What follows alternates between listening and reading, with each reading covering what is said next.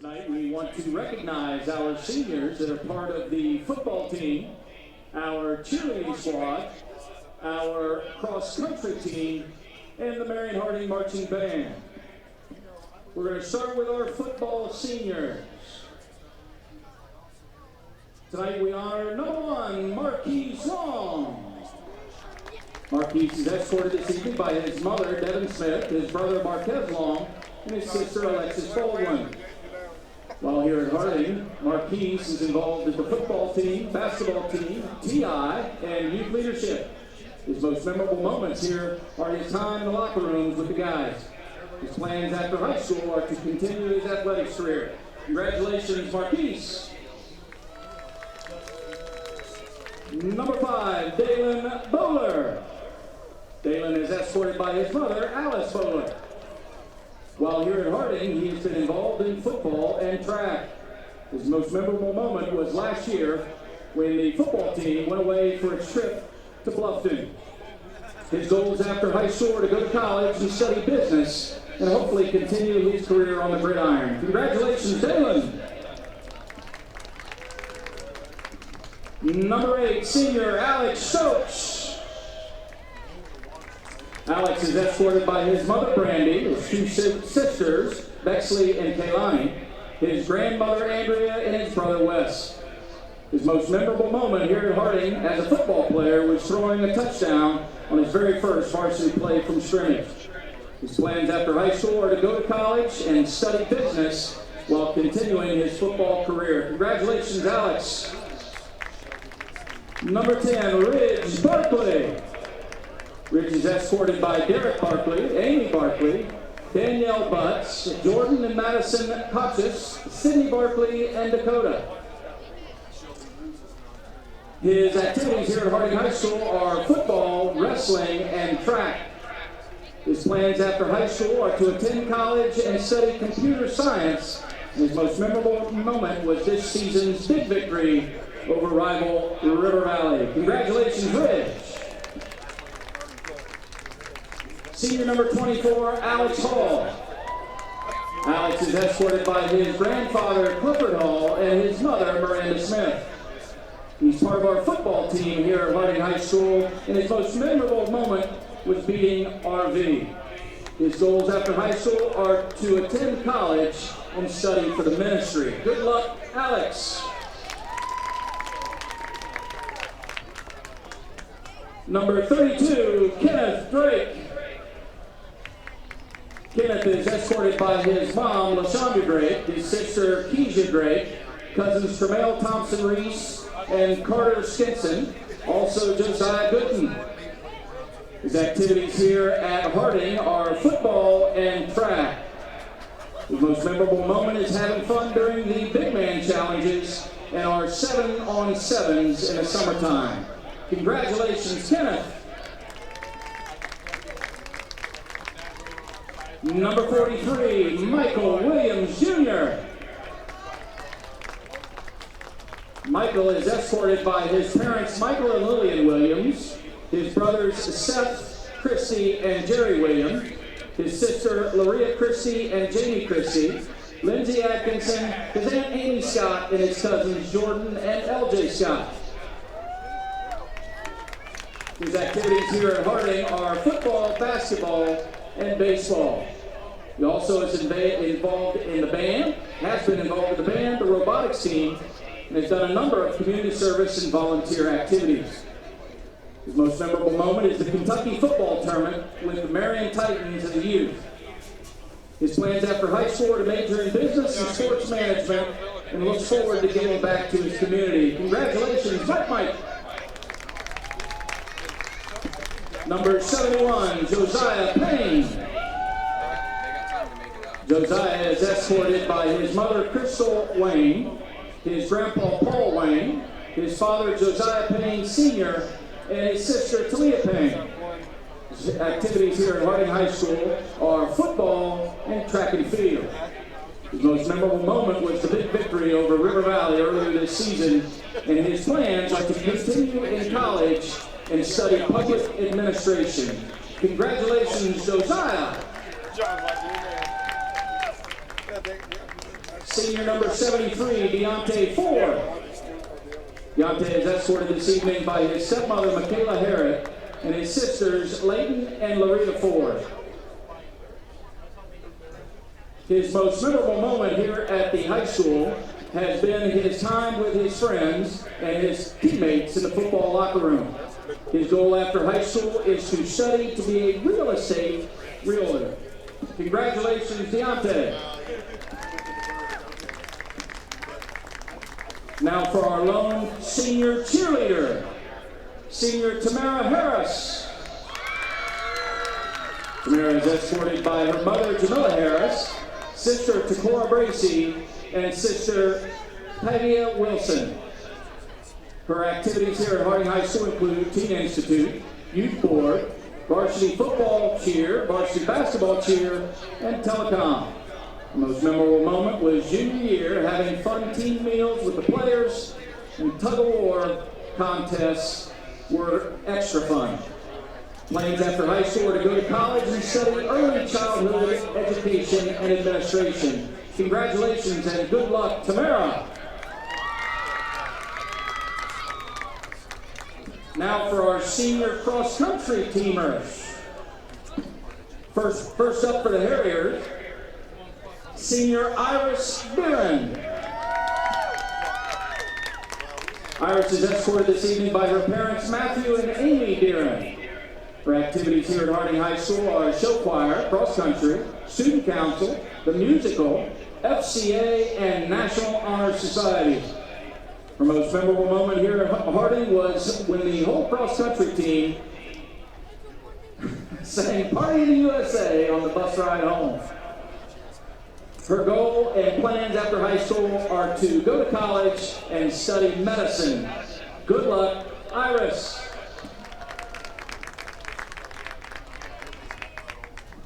Senior Carter Ferguson. Carter was this year's MOAC champion in cross country and runner of the year. He's escorted by his mother and father, Lindsay Peltier and John Ferguson. His activities here at Harding High School are cross country and track, and his most memorable moment was beating his coach's best time when he swore he wouldn't. Plans after high school are to run cross country and study history. Congratulations, good luck, Carter. Senior Cameron McDonald. Cameron is escorted this evening by Casey McDonald, Brody McDonald, Carolyn McDonald, and Anthony Torres. Her activities here at Harding High School are cross country, track and field, and the Harding Herald school newspaper staff. The most memorable moment was getting 2 trophies individually at the Northland Invite. Her plans after high school are to attend a 4-year college, run cross country, and major in journalism. We wish you all the best. Congratulations, Cameron. Senior Crystal Ramirez Espino. Crystal is escorted this evening by Alicia Espino. Her activities are cross country and track and field. Her most memorable moment here at Harding High School was getting to meet Brooklyn her sophomore year. Her plans after school are to go to college and study sonography. Congratulations and good luck, Crystal.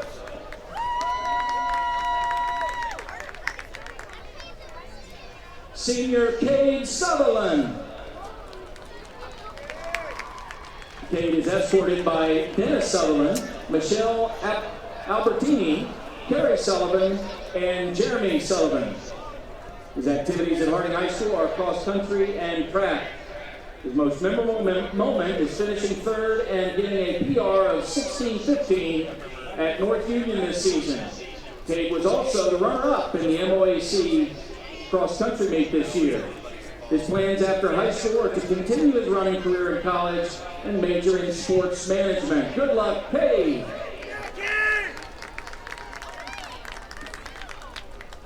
Now for our senior band members.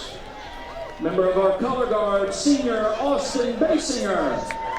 Austin is escorted by his mother, Charity Basinger, his father Toby Basinger, and Mackenzie Pryor. His most memorable moment was getting to know all the people he's met during his time at color guard and band. His goal after high school is to attend college for game programming. Congratulations and good luck, Austin. Senior Evan Burt. Evan plays the trumpet for this year's band. He's escorted by Katie Ketterman, his mother, his father Joe Burt, brother Noah Burt, sister Isabella Burt, and Grandma Pam Wise. Most memorable moment here at Harding is giving Raising Cane's after winning the division at a band competition. His plans are to attend Ashland University and study political science. Congratulations and good luck, Evan. Senior trumpeter David Edwards. David is escorted by his stepmother, Courtney Edwards, and his father, Chris Edwards. His most memorable moment in the band was going to Universal Studios a couple of years ago on their trip to Florida. His goal after high school is to attend the Ohio State University, where he'll study engineering. Congratulations, David. Senior Ellie Gorby. Ellie plays the sousaphone for the band this year. She's escorted by her mother, Tara Gorby, and father, Jason Gorby. Her most memorable moment are Mr. Hartman's voice cracks. That's a good one. Plans after high school are to attend an art college for fashion design or painting. We wish you all the best. Congratulations and good luck, Ellie. Senior drum major Noelani Holden. Noelani is escorted by her mother, Trayvonna Maynard, brothers Mikey, David, Dominic, Andrew, Peyton, and Bryce. Her most memorable moment is wearing matching shirts during leadership days with Ollie and participating in band camp spirit days. Her goal after high school is to move to South Carolina and study elementary education, where she can further her career as a teacher. Congratulations, all the best, Noelani. Senior Oliver Hoard. Oliver is a member of our percussion group. They're escorted by mother Megan Holland, stepfather Kevin Sutherland, father Daniel Hoard, and stepmother Sharon Johnson. Their most memorable moment is every time Noelani would show up to leadership day with new matching shirts. Their goal after high school is to attend art school and major in drawing and painting. Good luck, Oliver.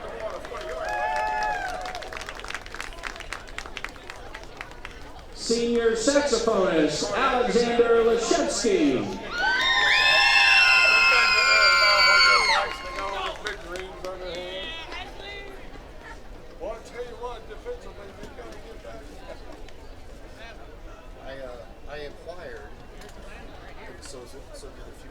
Alexander is escorted by his mother, Evelyn Leshevsky, father, Thomas Leshevsky, brother, Sebastian, and sister, Ursula. Low level, I still get the opportunity to get that. I told my wife, I said, that happens, I'm done, I'm retired. Alexander's most memorable moment is being able to experience the Florida trip with all his friends. His plans after high school are to attend college and study engineering. We wish all the best. Congratulations, Alexander.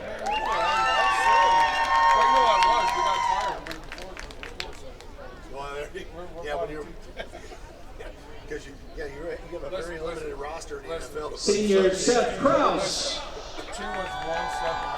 Seth is a sousaphonist for this year's band. They're escorted by mother Megan Krause, father Sean Krause, and sister McKenna Krause. The most memorable moment for Seth is being rained on while playing line sleeps during the 2020 homecoming game. Seth's plans after high school are to attend the Ohio State University and study English and creative writing. Congratulations, Seth. Senior Shelby Malone. Shelby plays the flute in this year's band. She's escorted by her mother, Leanne Holsinger, and father, Jay Malone. Shelby's most memorable moment is when the school bought fireworks for the football team to use, and when none of them showed up for the fireworks,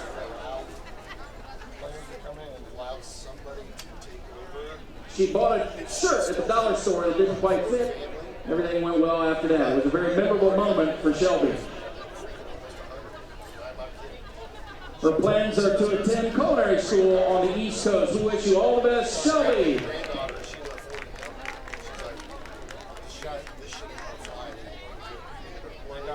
Senior Theo Meek. Theo is a member of this year's color guard.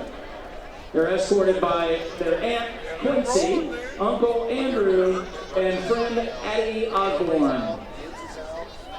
Theo's most memorable moment are the bus rides to and from competitions and football games.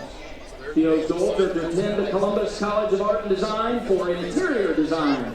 We wish you all the best. Congratulations, Theo.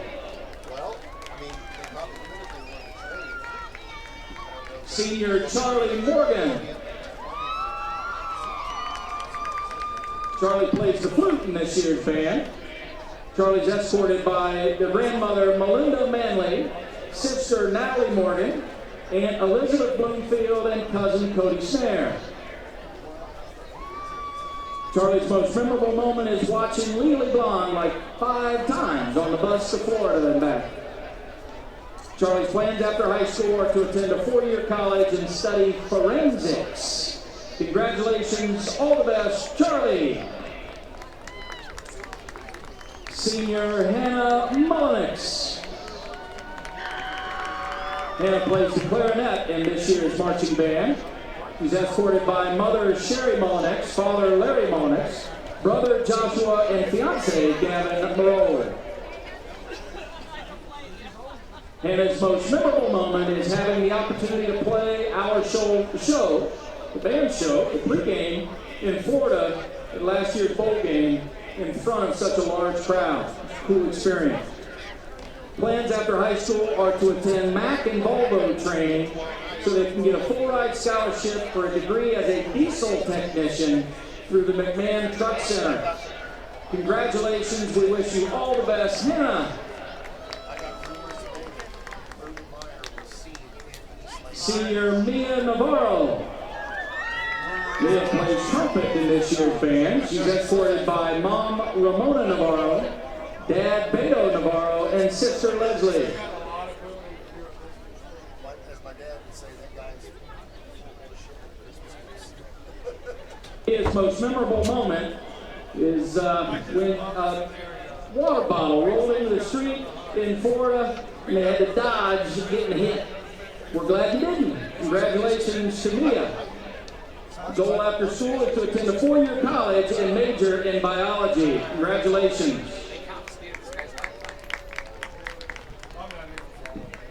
Senior Carter Rollins. Carter is a drum major in this year's marching band. Carter is best escorted by his mother Jamie Rollins, his father Dustin Rollins, sisters Hillary and Madeline. His most memorable moment are the trips to Florida in 7th and 11th grade. Carter's plans after high school are to earn a Bachelor of Fine Arts degree in musical theater. Congratulations and good luck, Carter.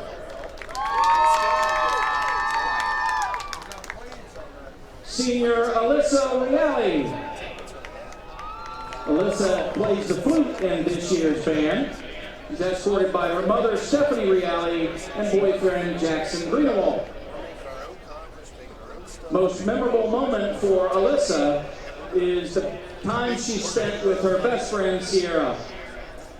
Her plans after high school are to attend the Ohio State University at Marion for early childhood development and education. We wish you all the best, Alyssa. Senior Nathaniel Ross. Nathaniel is part of the low reed section for this year's band. He's escorted by his mother, Angie Ross, and father, Matt Ross. His most memorable moment was watching the bowl game during the Florida trip. His goals after high school are to attend a trade school. We need lots and lots of those, so we wish you a lot of luck and all the best, Nathaniel. Senior Athena Saylor. Athena is a member of our baritone section. She's escorted tonight by her mother, Crystal Abrams, father, Chris Saylor, and sister, Haley Saylor. Athena's most memorable moment is the first time she put on the uniform as a full marching band member. Her goal is to attend an art school for photography and business. We wish you all the best, Athena. Senior Audrey Simon. Audrey is a saxophonist in this year's band. She's escorted by her parents, Beth and Chris Simon. Her most memorable moment was getting the saxes to wear fairy wings and tutus during band camp. Her goals after high school are to attend a four-year university and major in sociology and minor in statistics. We wish you all the best. Congratulations, Audrey. Senior Devin Summers. Devin plays the clarinet in this year's marching band. Devin is escorted by Molly Summers and Thompson Summers. Devin's most memorable moment is going on the Florida trip their junior year. Plans after high school are to study law and be an attorney. Congratulations, good luck, Devin. Senior Dawn Taylor. Dawn plays the trumpet in this year's marching band. Dawn is escorted by mother Melissa Foggin and brother Griffin Taylor. The Florida trip is Dawn's most memorable moment. And their goal after school for Dawn is to go to school and study music and perform in Drum Corps International. Congratulations and good luck, Dawn. Senior Kai Walter. Kai is in the baritone section of this year's marching band. Kai is escorted by mother Crystal Beck, stepfather Chris Beck, sister Harley Beck, father Chad Walter, sister Colby, and sister Shelton Taylor. Kai's most memorable moment was all the section bonding and hangouts they've had throughout the years. That baritone section is a tight one. Their plans after high school are to attend college for music education. Congratulations, Kai. Senior Carter Weibling. Carter is a saxophonist in this year's marching band, and she is escorted by his mother, Chris Weibling. Carter's most memorable moment is qualifying for the state competition at the very first competition he was ever a part of.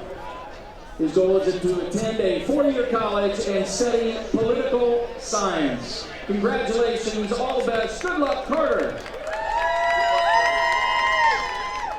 Senior Cameron Williams.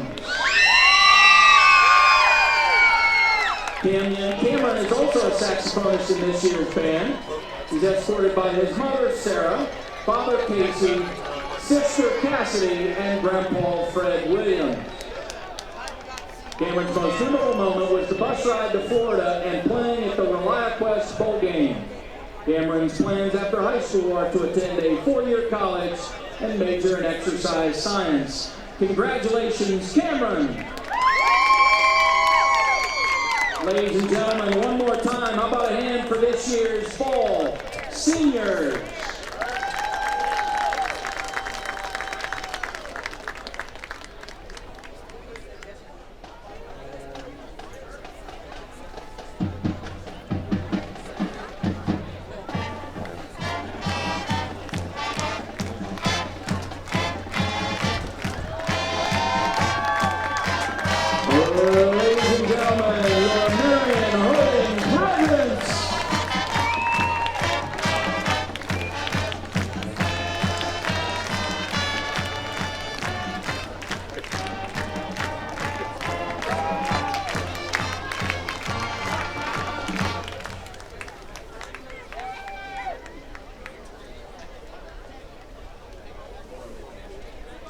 Ladies and gentlemen, at this time, please rise for the playing of our national anthem.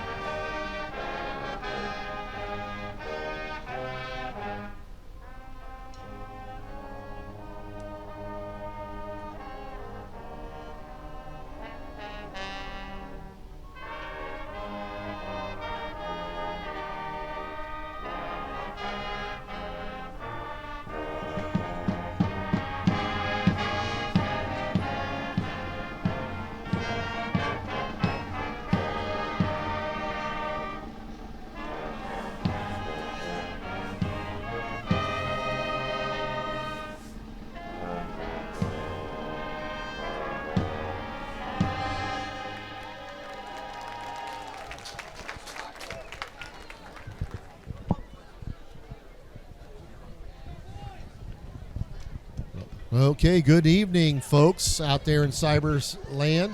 We are here at Marion Harding Stadium tonight for a contest between the Marion Harding Presidents and the Galion Tigers.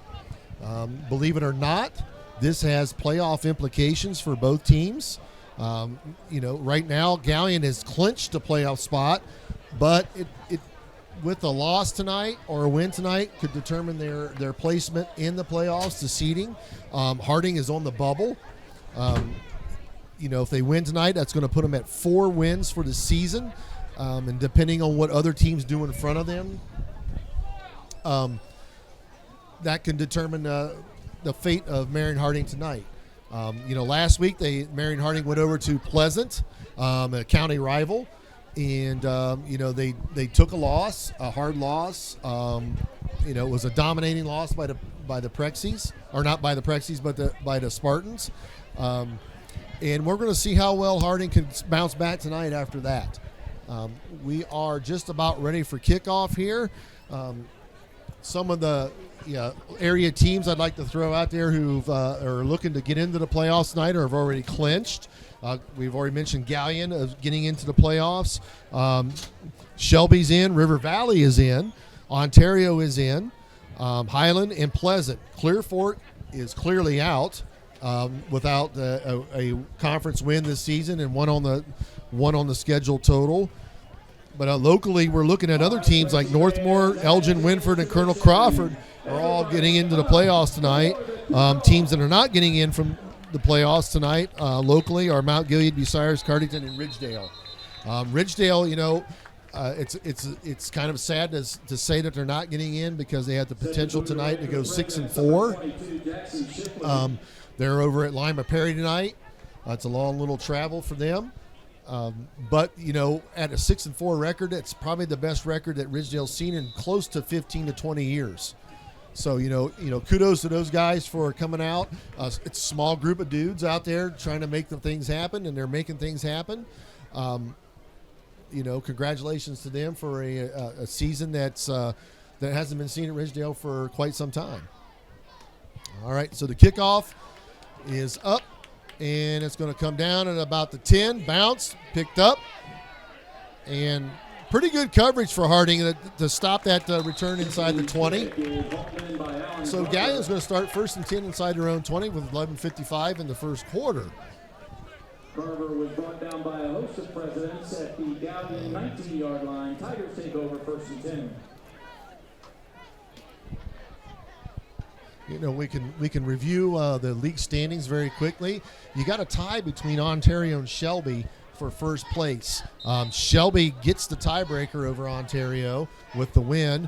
But a lot of things can shake out tonight with the league and who would take first place outright based on wins and losses.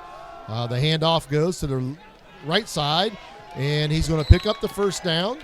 after a gain of about 11 to 12 yards. By Ridge Barkley, pickup of Ridge Barkley is the ball carrier, and that's going to be a first down for Galion. And I was able to talk to Coach Williamson about Galion, and he said Galion had some injuries throughout the year. The quarterback, running back, they were both out, and he said unfortunately maybe for him that they were coming back at the right time for Galion. The handoff to Barkley again. And that's another first down. And what I'm seeing right now on the first two carries of the game for Galion is they're picking up on the same things that we saw happening 2 weeks ago here at Harding, with the run game. Handoff again. That's another first down and some more as he gains. The gain is going to come out to about the 30-yard line. That's going to set Galion up 1st and 10 at the Harding 30. Pick up of 26 on the play. First down, Tigers. And it's going to have a lot to do with what Marion Harding's doing with their defensive front set up where the numbers are. You teach your quarterback to know where the numbers are. Maybe that helps you make the play call. All right, now we have a play that stops Galion for no gain. So that's going to be the Galion's first second down of the night at 2nd and 10 from the Harding 30. Correction, gain of 1, 2nd and 9. And Galion is probably going to do a little bit more run heavy based on weather. We got it cold, we got it wet. The rain is coming in. It's coming in a bit sideways depending on which light pole you look at. So we got a shift in motion here. So we got the tight end comes over in a wing, set to the right of the quarterback, hand off. Ivy, the ball carrier. And Ivy hauled down by Justin Long. Justin Long again, who is one of the league's leading tacklers. When I looked at statistics this afternoon on the MOAC website, he had 131 tackles for the season. So he's in the middle of the top 5 for tackles in the season. But that still sets up a 1st and 10 for Galion.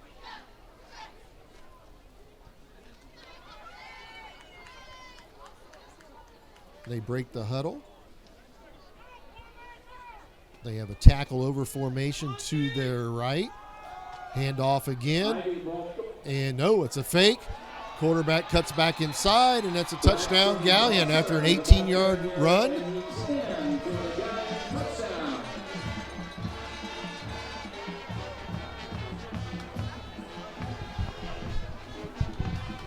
And the touchdown run of 18 yards was made by Braxton Posser. He's a junior, 5'11", 175 pounds. Showed a lot of speed.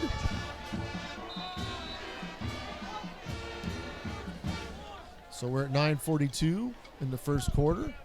Galion up 6-0. On to attempt the extra point is Alan Carver. And we'll see the snap down high, but the kick is up and through the uprights, and it's good, and Galion's up 7-0.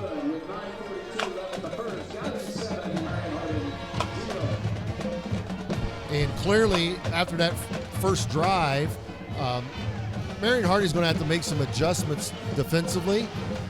They're seeing some of the same plays that they saw, 2 weeks ago and probably, last week against Pleasant. They're seeing some weakness in the defense, especially, to the side where they've got numbers.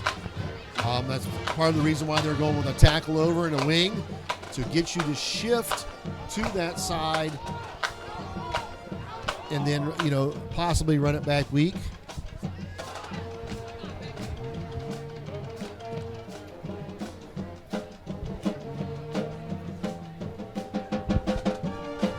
We had a very good senior night prior to the game. A lot of seniors recognized throughout Harding: football, volleyball, cross country. Band members all were escorted across the field with parents and guardians. And we want to congratulate them for completing 4 years here at Marion Harding in fall athletics. All right, so Galion's going to line up. They're going to kick off from the middle of the field. Carver set to kick it away for the Prexies. For the Tigers. They're not. Marion Harding's not expecting the very deep kick. A lot of guys are up. It's a little bit of a squibber. It's picked up, and that's going to bobble around. It's taken at the goal line, and he's going to be brought down inside the 15-yard line. So that's where Marion Harding will start their offense. 1st and 10 inside their 15. They're going to be led by quarterback number 8, senior Alex Stokes. Alex, within the league in terms of passing-wise, he's looking at, based on the statistics I saw this afternoon, he's looking at 1,755 yards with 11 touchdowns and 9 interceptions. The yardage looks good, but the touchdown to interception ratio is something that I know Coach Williamson would like to see improved.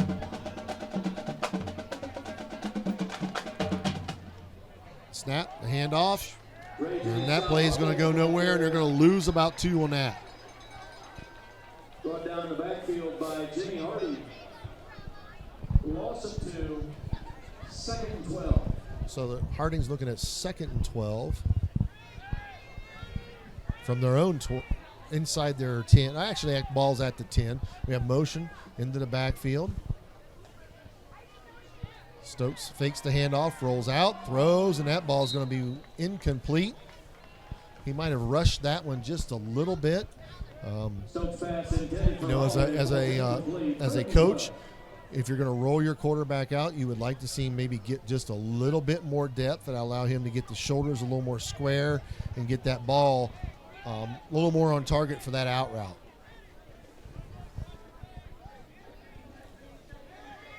Okay, so again, empty backfield for Harding. We got motion. Now the backfield. Then we got motion again. It's kind of a fly sweep inside. Turns up, and he's going to gain maybe a yard, but that's going to bring 4th down up for Marion Harding, and you're looking at about 4th and 11. And that's going to bring on the punt unit, and number 40, Justin Long, will be the punter for Marion Harding. Not only is Justin Long the punter, he is also a starting linebacker. And as I said earlier, he had about 131 tackles up until tonight for the season. So he's a vital part of that defense and vital part of the punting unit. Oh, and that ball is not punted very well. That will not even reach the 15-yard line. So they had actually a little switch up of the punting unit there. Justin Long did not punt. And that ball was punted by Jackson Shipley. And I'm not sure of the reason why on the change of the punt, but it did happen. And now we're going to give Galion a very, very short field and a lot of time here in the first quarter.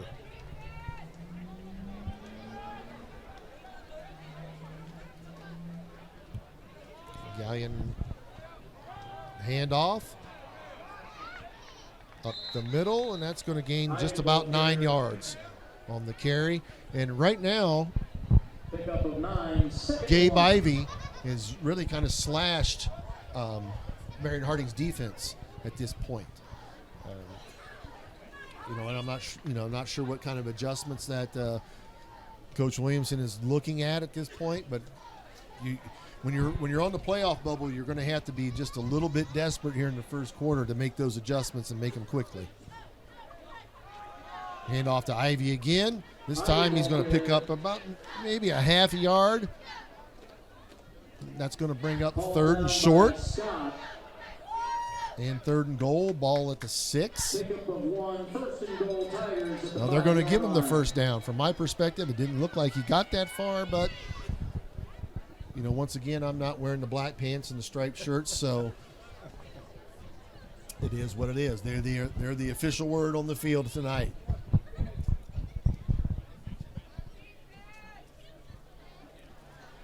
And as we've seen throughout the season, Marion Harding has started slow,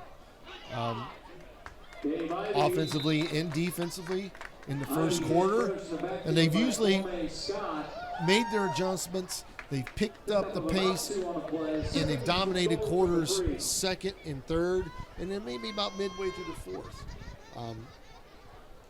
So we're hoping that we see the same kind of pattern here tonight. It's just a little bit of a slow start. They pick up the pace.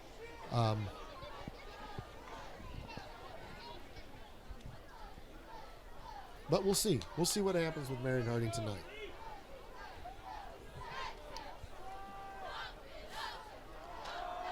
Ball handed off to Ivy again. He's going to be stopped short.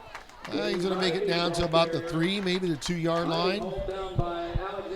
So that's going to bring up a 4th down. Pick up the 1 on the play. 3rd and goal from the 2. 3rd and goal from the 2.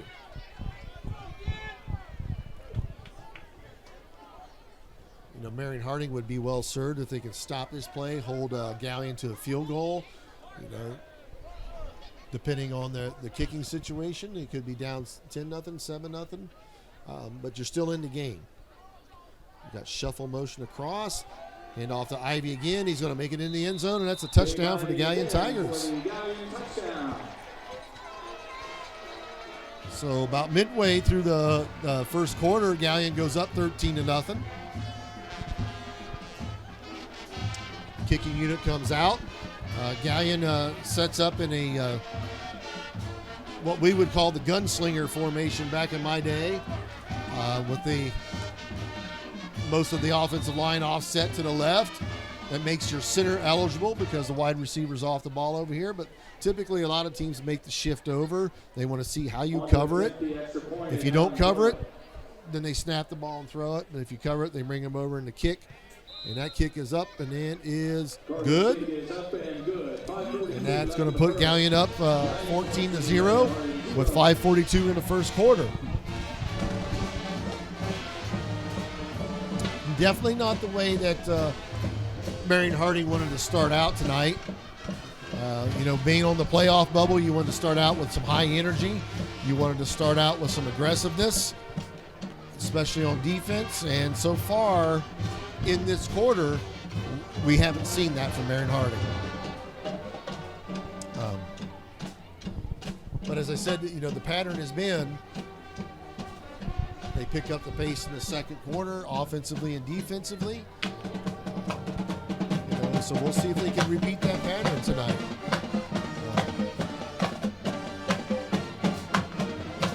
It's everybody knows in football land. If you've watched enough football, you know that when the rain's coming down, that ball gets a little wet. Coaches get a little nervous about throwing it around. If you're watching tonight and you happen to catch the lights on the field across from the press box, you can see the rain coming down. So you know that ball's going to be a little wet. You also know it's a little cold out tonight. And when it's a little cold and a little wet, that hitting that takes place out there, it starts to hurt a little more. That ball is going to come down into the end zone. That's going to be a touchback, and Marion Harding will have it, in a lot better field position than when they started the first drive.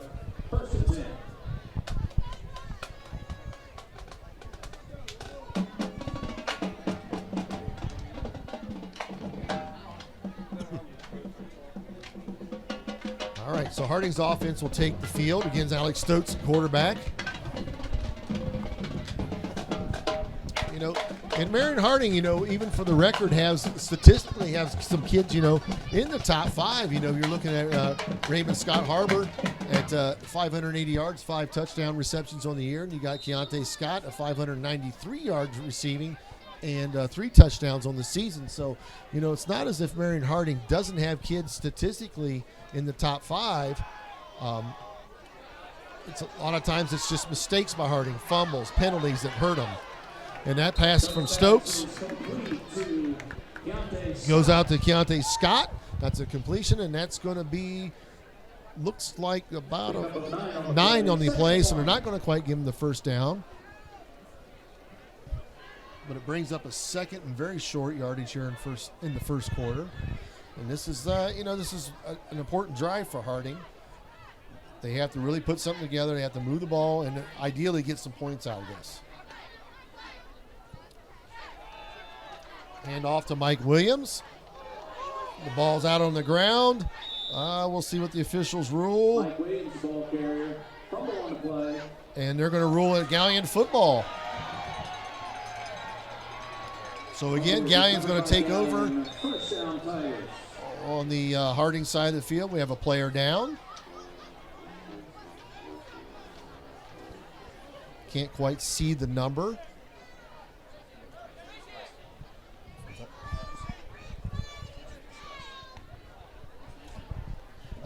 So as we have the injured player down here tonight, we are limited in numbers tonight in the press box. So Mr. Mullins, who does our telecom here at Harding, does one heck of a job. But with the weather and everything, kids are not quite ready to come up here yet. Our injured player is number 43, Mike Williams. But beside me, running the camera tonight and on an occasional commentary is Mr. Les Tackett, percussion extraordinaire. Well, I wouldn't go that far. You weren't going to go that far. He's the drummer for our local band here, Omega Kick.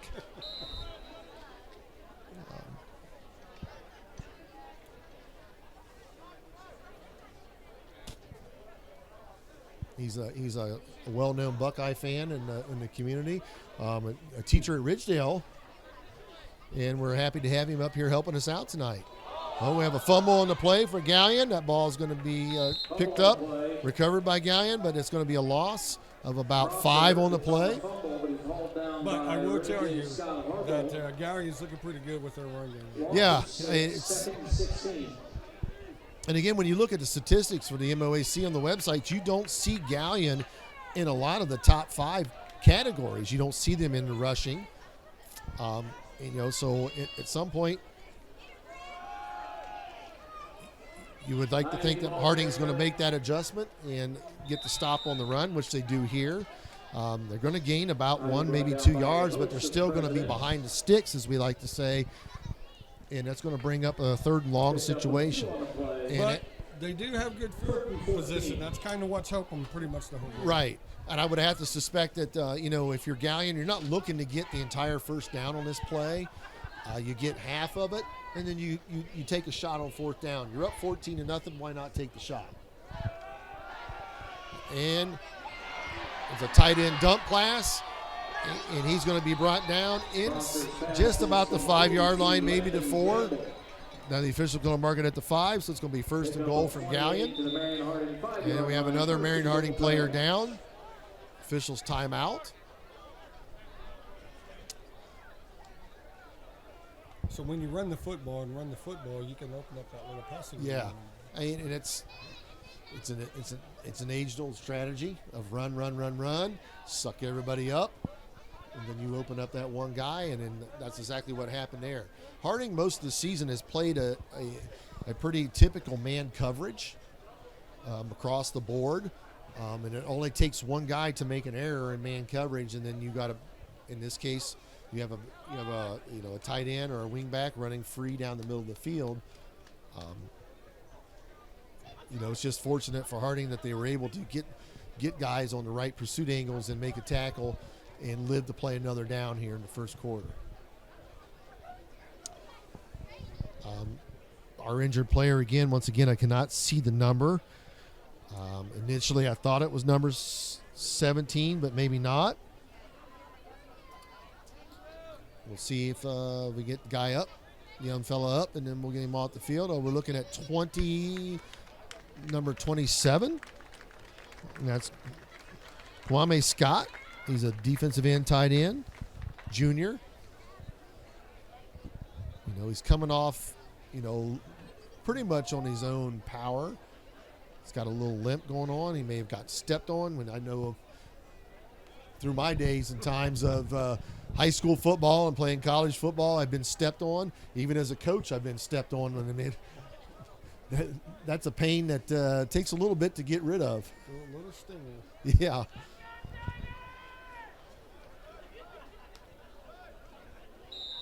All right. The rain's still coming down. Galion breaks the huddle. They set up a very strong-looking run formation to the left, and that's where it's going to go with Ivy. He's going to get into the end zone. Whoa. And then we're talking about a fumble, and looks like it may have went out of bounds, and the officials are going to give him 2nd and goal inside the 5.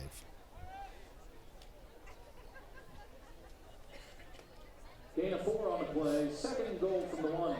So it's going to be 2nd and goal from the 1. And yes, I'm going to let the PA announcer do a little bit of my work for me.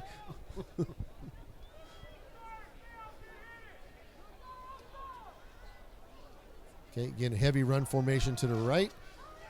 Up the middle. And that's going to be another Galion touchdown here in the first quarter. And that's going to put Galion up 20-0. Pending extra point with 3:17 left.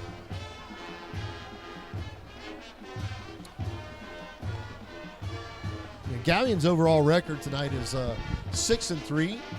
Marion Harding is 3-6. So you flip those things around. In the math world, we call that an invert or a reciprocal, right? Mr. Tackett does the math at Ridgedale. I guess with the win-loss, I guess you want an improper fraction. 'Cause the bigger number's on Yes, you do want an improper fraction in the win-loss ratio. And we got a whistle here before the extra point. It's blown dead. We have a penalty flag on the field. Looks like there's a possibility that maybe Harding might have been offside.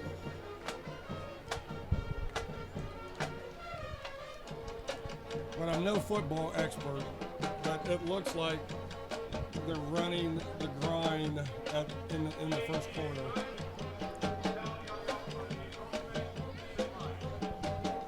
Yeah, and I think coaches, as a head coach, you have a lot of things that you try to look at throughout the week. You got a responsibility making sure your offense is improving. Implementing the game plan for the offense, making sure your defensive coordinator is implementing the game plan for the defense. Your special teams are implementing that game plan. And then you also have other things that you, as a head coach, you're looking at, how to manage that practice schedule. And in the back of your mind, at this time of the year, what does the weather look like? Is Galion going to be able to throw the ball? Is Galion going to be able to run it? What are they going to do? And tonight, with the weather being like it is, Galion has shown that they are committed to running the football tonight. So what quick adjustments can you do going into the first and second quarter to help stop that? I would think you want to make some adjustments. The way that they're setting up their formations, they're forcing Marion Harding up front to shift, and they're forcing their linebackers to come up closer. One of the things you could do is maybe change your coverage in the secondary from man coverage to zone coverage to give you a little bit more support from corners and safeties on the run. Because in man coverage, the moment your man runs a pass route, you're following him. You're not looking in the backfield. You should not be looking in the backfield by rule. Okay, so Harding has a nice return. It's going to be brought up above the 25, between the 25 and 30-yard line. Harding's going to start out 1st and 10. But again, you might want to make just a slight adjustment, knowing that Galion is not going to throw the ball a ton, to a little bit more of a zone coverage, because zone coverage allows you to get a little bit more run support from your corners and your safeties. Yep.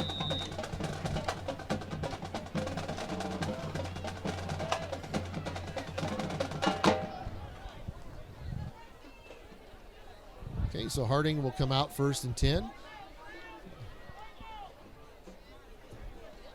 They change the motion. He got quick pass. Nice short pass. And Connor Pennington makes that reception, gets out of bounds, stops the clock in the first quarter. It's 4 yards, and it's going to be 2nd and 6 for Harding.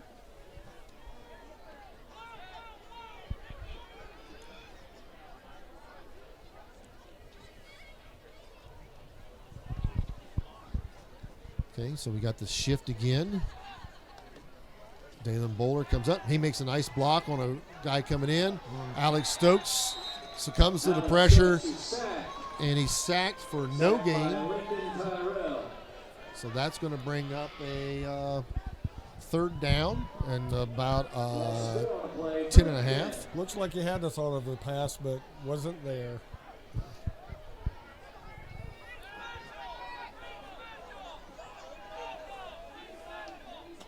Okay, again, snap, and then we have a flag on the play, stoppage of play. That typically means that's an offensive penalty. And we have a false start on Harding, so that's going to move him back 5 yards. That's going to put him in a 3rd and 15, and it's not a position they want to be in down 21-0.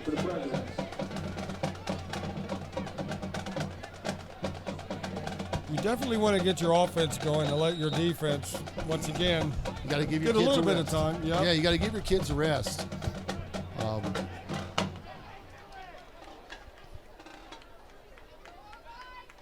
Stokes looks, throws deep, and that ball is going to be overthrown and incomplete. And we're going to get a flag by the officials here. There's going to be a pass interference. And that's going to look like an offensive pass interference the way that the official was doing that. So that's typically a loss of down. However, Galion may elect to decline that since that was a 4th down. An offensive pass interference would have, I think, given Marion Harding the ball on another 3rd down opportunity, but much further back. It's kind of a win-win situation if you're Galion in that spot. So Shipley's back to punt again. For the young man's sake, I hope he's able to, get a better punt off than what we had the last time.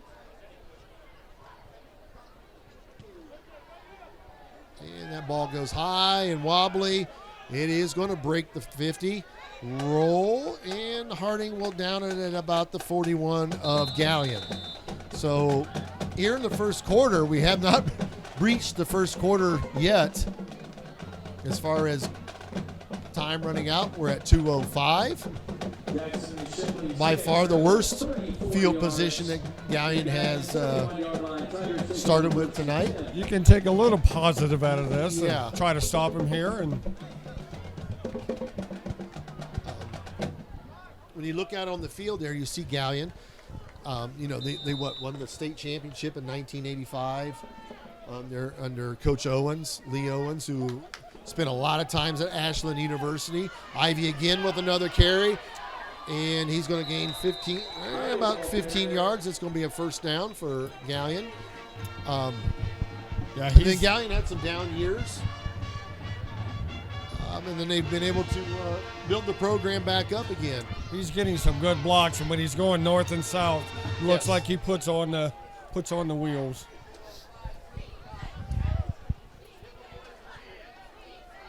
But Galion is a playoff team, and when you look out on the field, you look at the Galion helmets. The award stickers come out, and some of the Galion players' helmets are pretty filled with award stickers. And we have a fumble on the play, and that's going to be recovered by Galion, and that's going to bring up a 2nd and about 13. But typically when you look out there and you see a lot of the helmet award stickers, that's a good indication that your players are doing what you need them to do to be successful. And when that happens, you make that push for the state playoffs.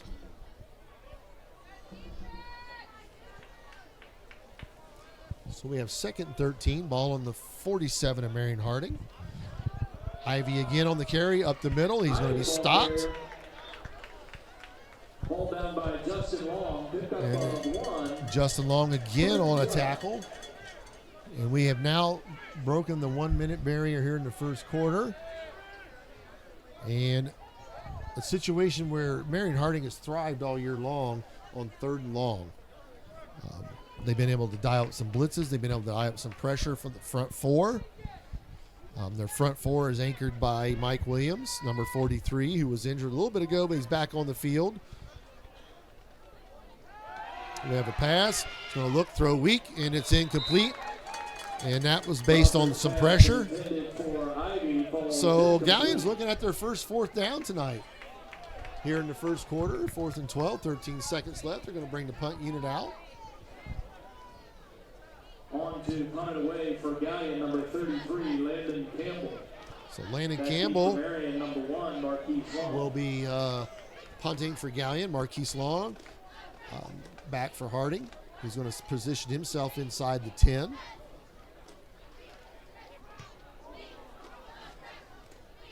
Long takes the return. Oh, and he's about a step away of really breaking that one. He gets about the 25, 26-yard line. And that's going to be a 1st and 10 for Harding with 4 seconds left in the first quarter.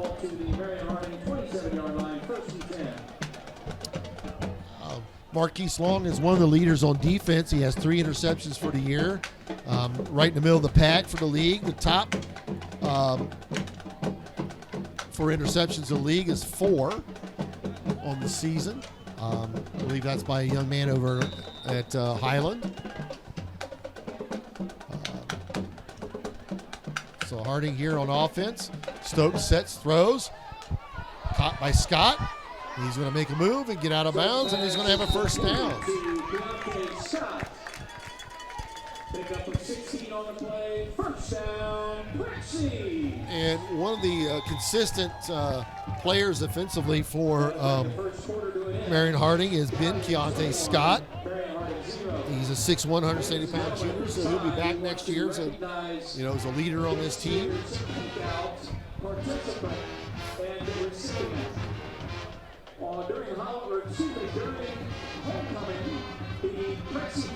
And as I look across the field tonight at the lights, again, if you're looking on if you can see it from our broadcast online, the wind has kind of died down a little bit. Now the rain's coming almost straight down.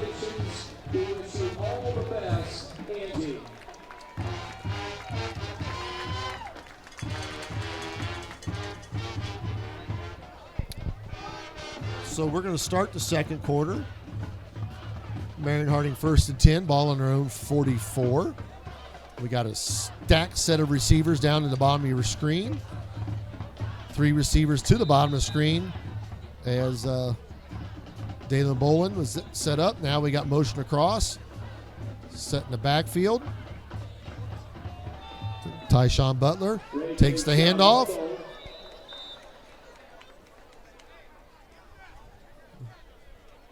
Brought down the play by Hunter Minyard.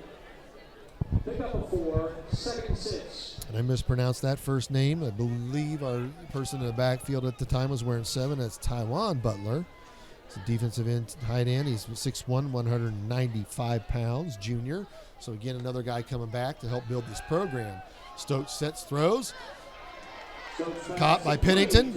And that's going to be about a 15, 16-yard gain, and that's a first down. And here we are. This is what we said. That's what I said earlier. Harding starts slow, but we're here in the second quarter. And Harding's now starting to put together a little bit of an offensive drive. He found that little pocket there where he was pretty much wide open. Nobody around him for 5, 6, Right. 7 yards. And I think when you're in a situation that Marion Harding's in down 21-0, you don't want to sit back here and try to take a 5, 6, 7 step drop and throw a ball. You want to get it out quick. And again, there's a bubble screen inside that's going to be caught by Pennington. He's going to gain about 2, maybe 3 yards. Brought down by Kent and Carter. And you're going to have a 2nd and about 7. Again, Harding driving the ball. This is something Harding needed to have happen in the first quarter. But we've seen Harding get down a little bit and be able to come back and push teams. Stokes again throws left, wide open and incomplete. Wow, they had him wide open for that one. Dylan Holloway, another 6'1" receiver. That's the play you want back. Yeah, you want back. Both guys want it back. Maybe the only excuse you could come back into was the rain was in my eyes, Coach. The water was in my eyes. It's kind of like the golfer who wants the mulligan. Yeah. So we're at 3rd and 8.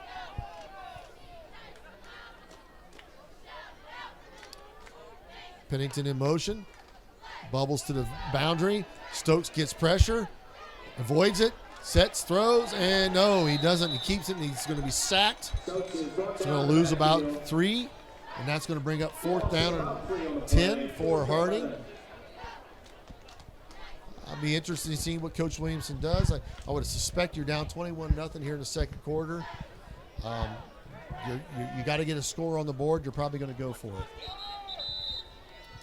We have a timeout, and that's going to be Marion Harding with 4th and 11. And that's their first timeout here in the half. Well, it's like you said, you have to take chances, and this could be that first chance you have to take. Yeah, and it's unfortunate you're down 21-0, but the old saying is your best defense sometimes is your offense. Keeping Galion off the field as much as you possibly can is clearly advantageous, especially with the ease that Galion's been able to move the football tonight.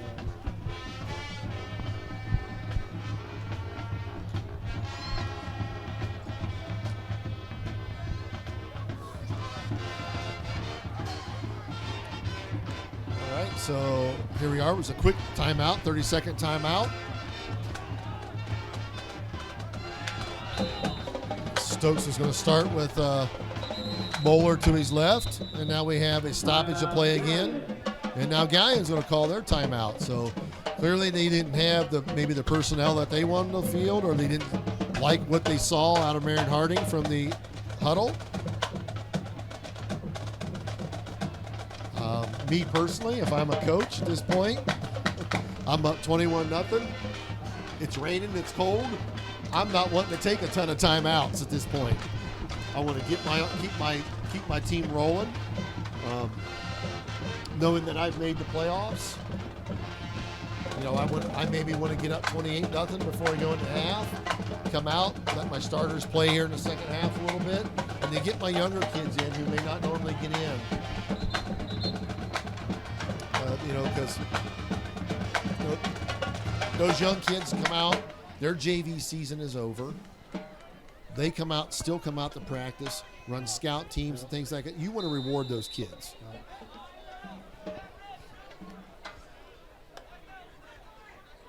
So Stokes rolls left, sets, throws, and that ball is caught. First down, Marion Harding.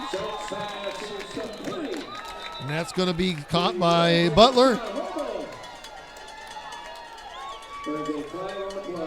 And we have a flag in the backfield. And that's going to be holding against Harding. And that's going to negate a very nice play that they had. That takes the wind out of your sail. Yes, it does. Stokes did a nice job scrambling around there to get the pass off.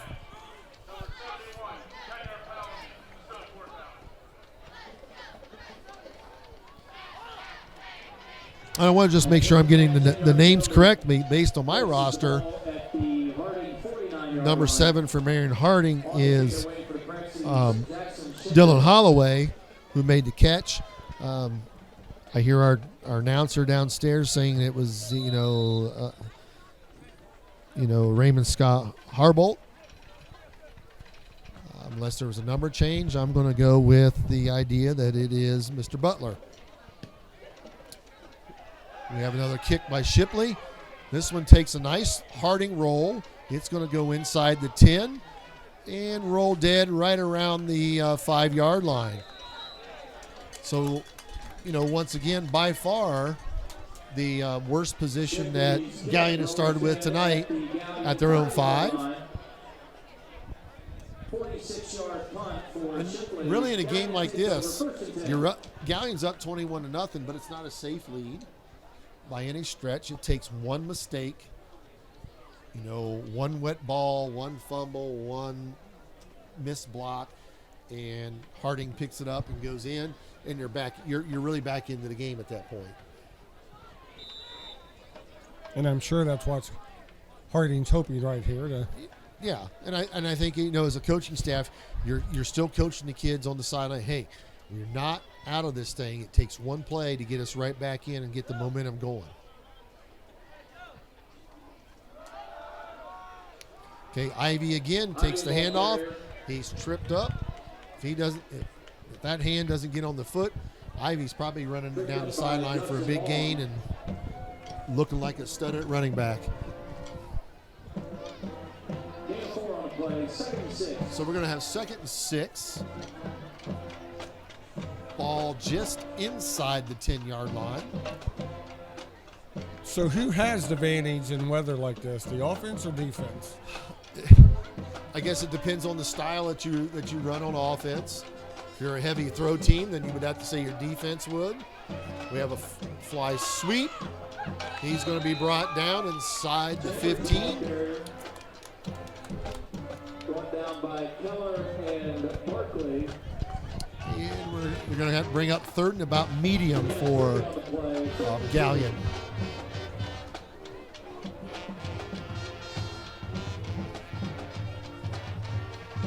Little players switch in and out. 73, Deontay Ford comes in on the defensive line.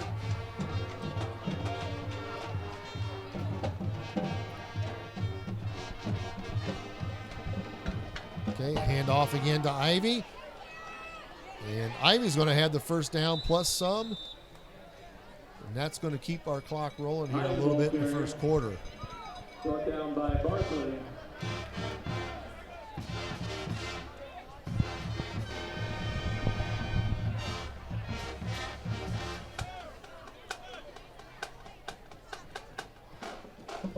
So we look at some of our passing leaders throughout the MOAC conference. DeVito from Shelby statistically leads it with 25.84 on the yardage with 23 touchdowns and 10 interceptions. Snap. Give to Ivy again. He's going to gain about 5. We're going to bring up 2nd and 5. Next on the list is a local product here from Marion, Chase Ebert from River Valley. He's at 21.07 with 18 touchdowns and 6 interceptions. Miller comes in from Ontario. We saw him here. A very athletic quarterback at 1,789 yards and 16 touchdowns and 5 picks. And then we have Stokes not too far behind at 1,755, but again with 11 touchdowns and 9 interceptions. That's not the ratio that Coach Williamson would want out of his quarterback at this point.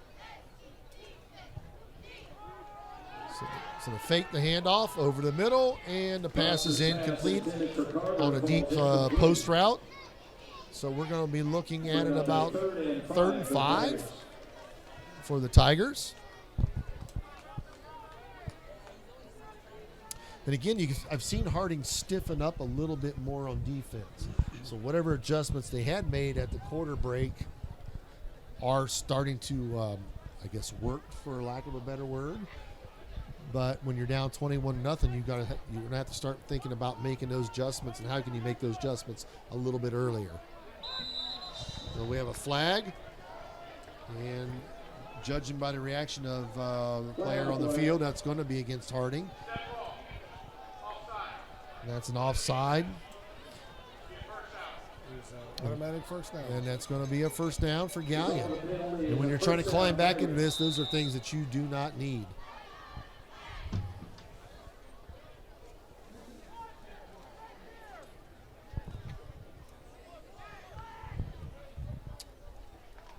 So now that you get that, you're thinking that a nice running play with your running back. He's been running all night. Yeah, I mean, it's a run-heavy formation, and that's what they're going to get. And Ivy again, up the middle, going to get about, not up the middle, but out to the edge, getting about 5, maybe 6 yards, depending where they spot that ball.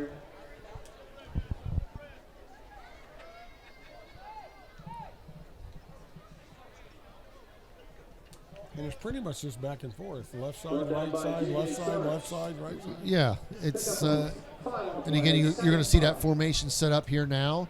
Actually, to try to bounce it out, it's again Ivy, and he's going to be stopped just a little bit short of the first down. And Galion went with a little more of a balanced look, a couple tight ends with a wing. Again, I don't think Galion is looking to really air this thing out. So we got 3rd and short. Ball at the Galion 40. Heavy run formation to the right. Hand off to Ivy up the middle. He got the first down and a little bit more with that. And it's going to sound like a broken record for you fans out there listening and watching.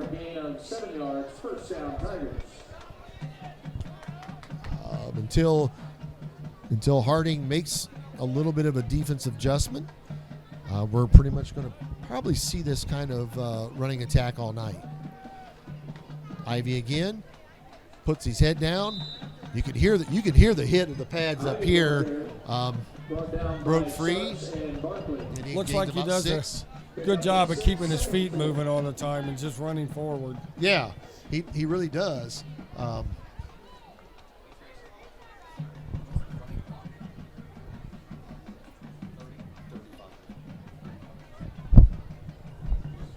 So, Ivy's a senior.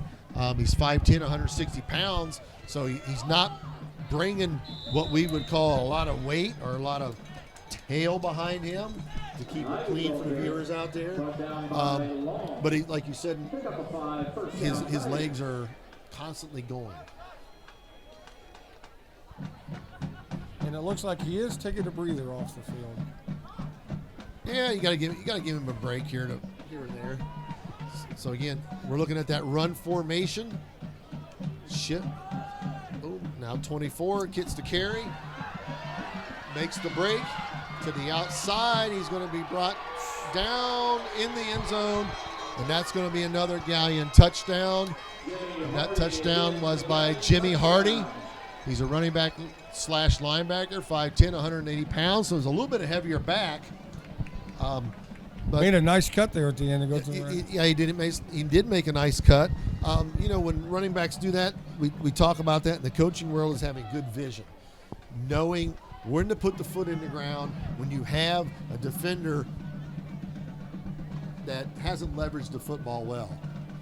And when we talk about leveraging the football, I work so many camps in the summers, and we talk about leveraging the football with kids.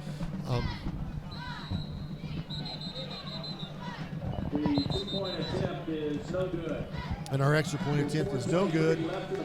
So as a running back, you're trying to get the defensive guy off-centered on his weak side. Yes. And then, as a defensive coach, I'm teaching my linebackers, defensive backs, whatever. If I got to get to the running back, I want to leverage near foot, near hip.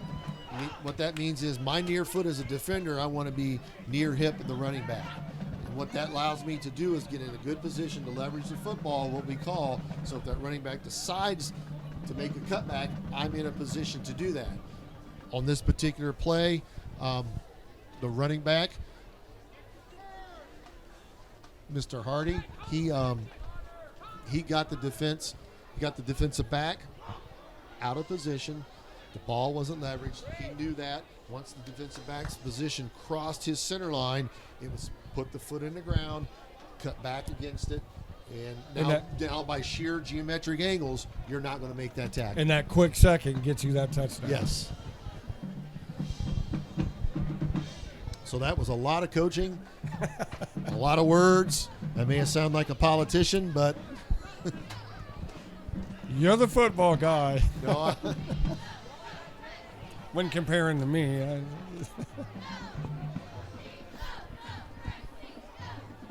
All right, so we have a little confusion here for Harding, who should be on the field and who should be off with the kickoff return team. I think they got it straightened out.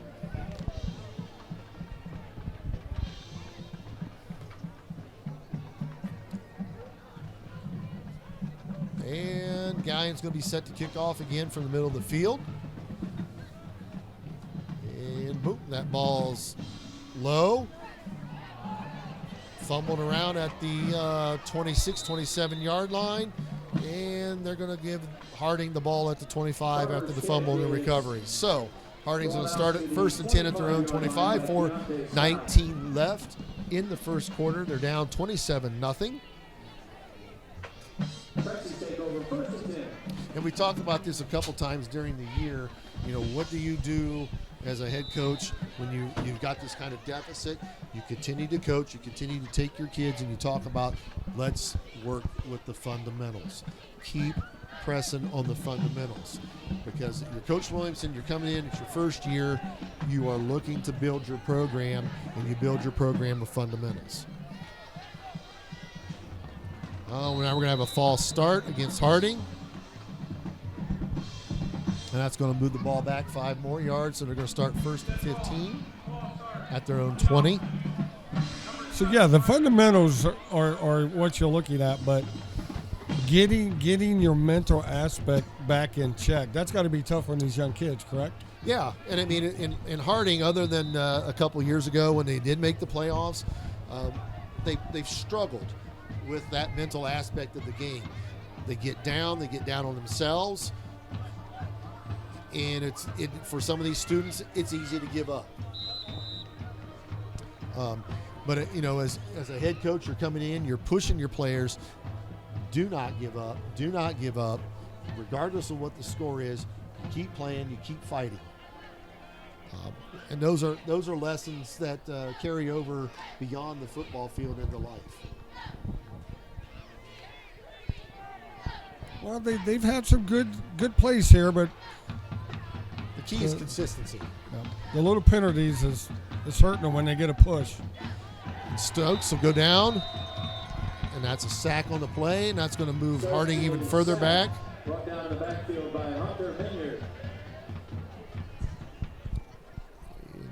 Looks like Stokes started to hobble a little bit, but he's up, he's moving, and that's a good sign for Harding. The clock is running. We're hitting that 3:20 mark. And the rain looks like it might be stopping. And the rain does look like it's let up just a little bit.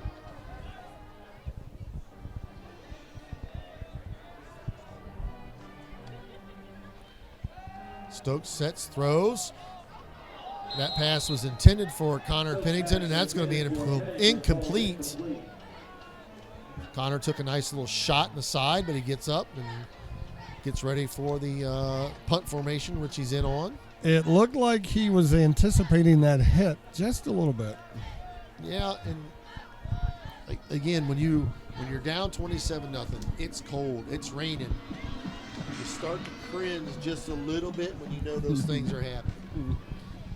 And you know that potential of getting that good shot in the ribs, kind of what we used to call the alligator arms. They shorten up a little bit. All right, so Shipley gets this ball off. It's probably the best punt of the evening. That's going to roll dead at about the 38-yard line of Galion. So we got 2:45 left. Galion will take over first and 10 after the punt. Galion takes over first and 10.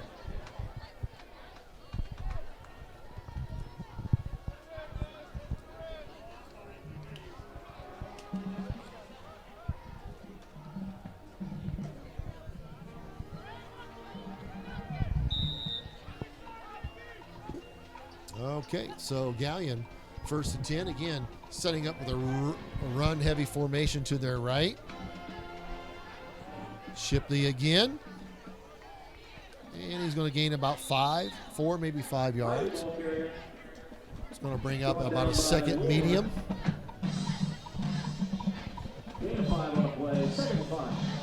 So it's going to be second and 5. Galion hurries up. Takes a snap. Shipley again with the handoff. Same play up the middle. And he's going to gain about 3. Nope, maybe 2. So it's going to be a third and about 3.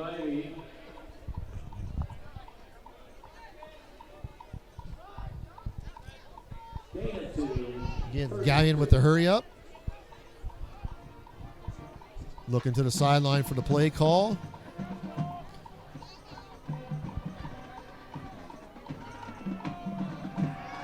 Fake. Quarterback looks, throws, and it's going to be caught. First down. And a whole lot more as he's taken down out of bounds at about the 34-yard line, 35-yard line of Marion Harding. And that ball was caught by Carson Frankhouse. Gain of 19 yards. That's a 19-yard completion, first down, Galion. So when you have your running game and you throw that in there, it's just a bonus on your offense. And when you're struggling as a team and you have a quarterback who's scrambling around a little bit, you got to be sure tackler. You can't just reach out with an arm and hope he falls down. You got to make sure you're a sure tackler. Get a hold of that jersey, get a hold of that body part, and you really got to, at that point, use your weight room strength. That's a ball that's thrown up, and it's caught. And down at the 11. Smith's pass is complete to Jacob Chambers. And Jacob Chambers was the receiver on that play. That's going to be a first down, Galion. Ball at the 10-yard line to Marion Harding. And Galion's sprinkling in a little bit of their younger kids here. They've had a quarterback change. Aiden Schmidt is in. Ivy is still in as a running back to give a little bit of that upperclassman support. Hand off to Ivy. He's going to gain him about 5. That's going to bring out second and goal from the 5. Clock running. We're under a minute. Again, Galion looking to speed things up as they want to get a score in.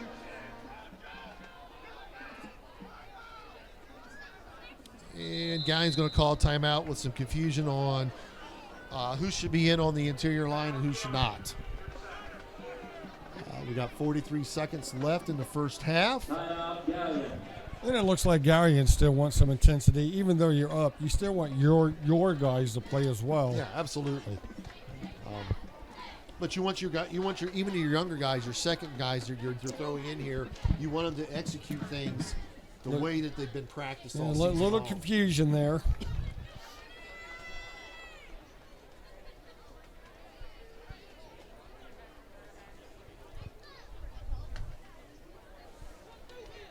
As a coach, I guess you don't want your guys to make too many mistakes being young players, but you want to get them in, you want them to play, but let's not make silly mistakes. Yeah, and I think you're looking at the idea that with young kids, you're going to get mistakes. It's frustrating. That's not what you want, but after it's all said and done, you look back at it as the coach and go, yeah, I kind of expected that.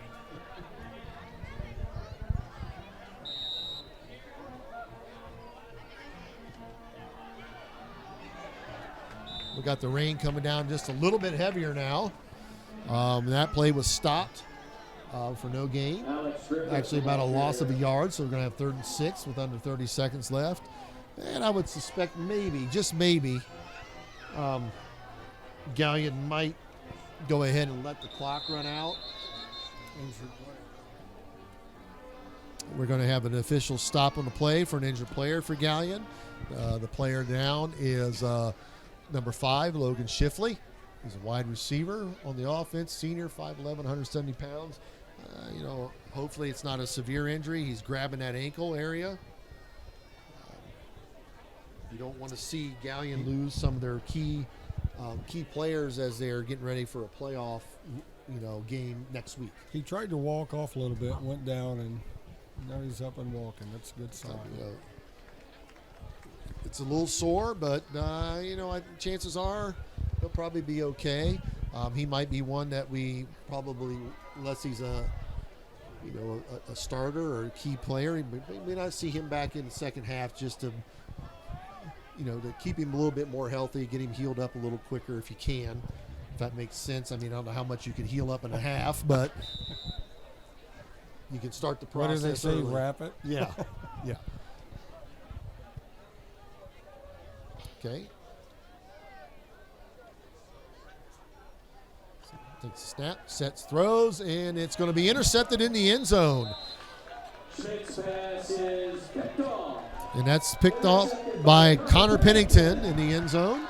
So that stops a scoring play with 6 seconds left in the first half. Allows you to get in.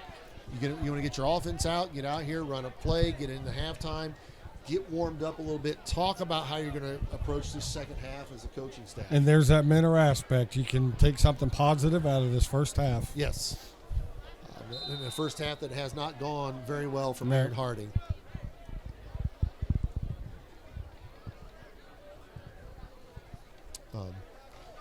And when you take a look around the league, the MOAC, and you look at the size of the schools and, what regions they're in, Harding is considered the biggest school in the conference that is a Division II school. Everybody else is Division IV or Division V. And you say, well, how does Harding get into this league at this size? Stokes sets throws, and that's going to be incomplete. They're going to have time for about one more play. But how does Harding get in this league at that size? The MOAC didn't start out in its form that it's in now. Yeah. One of the three of the original members are left with River Valley, Pleasant, and Highland. The last play. Yeah, this should be the last play of the half. Sets, throws, caught. Stokes pass is good to Marquise Long. And Marquise Long on the reception gains about 16 yards, and that's going to end the half.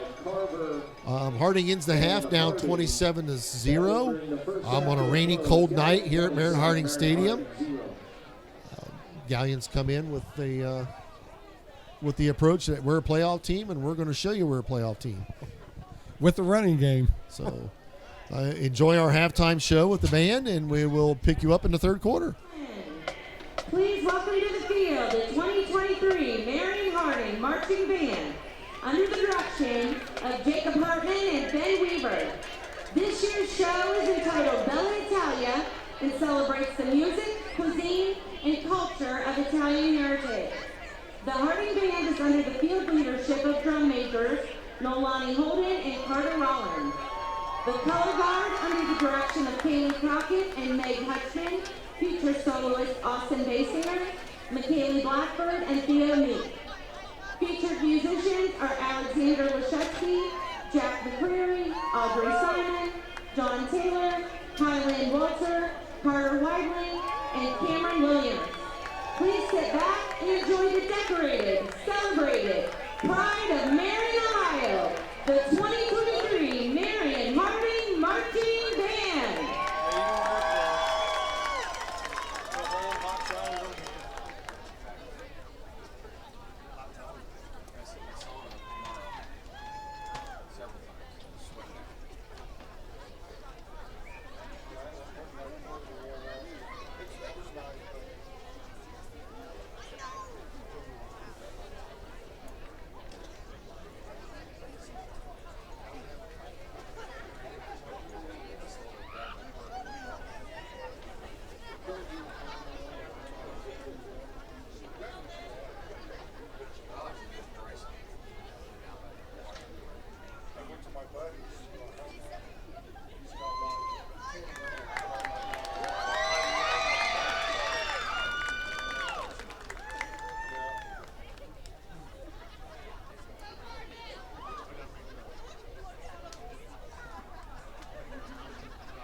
Welcome to Italy.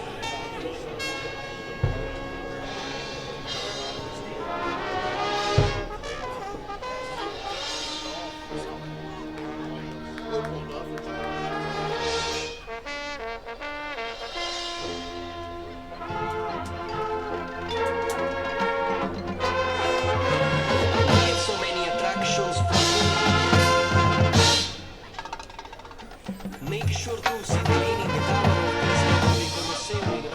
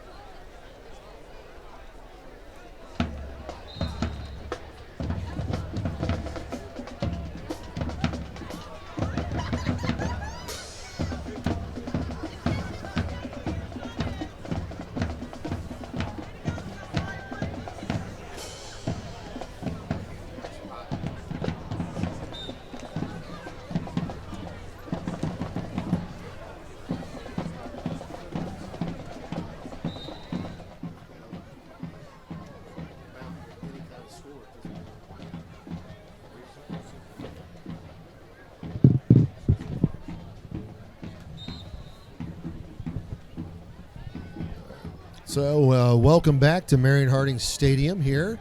We just finished the halftime show with both the Galion and Marion Harding's band. We are at about 2:20 left before we start the second half. I want to go over some quick local scores. that might be of interest to some people listening. We got the Pleasant and Shelby score. Last check, Pleasant was up on Shelby 10-0. And again, that's a game that's got strong implications in the MOAC title race.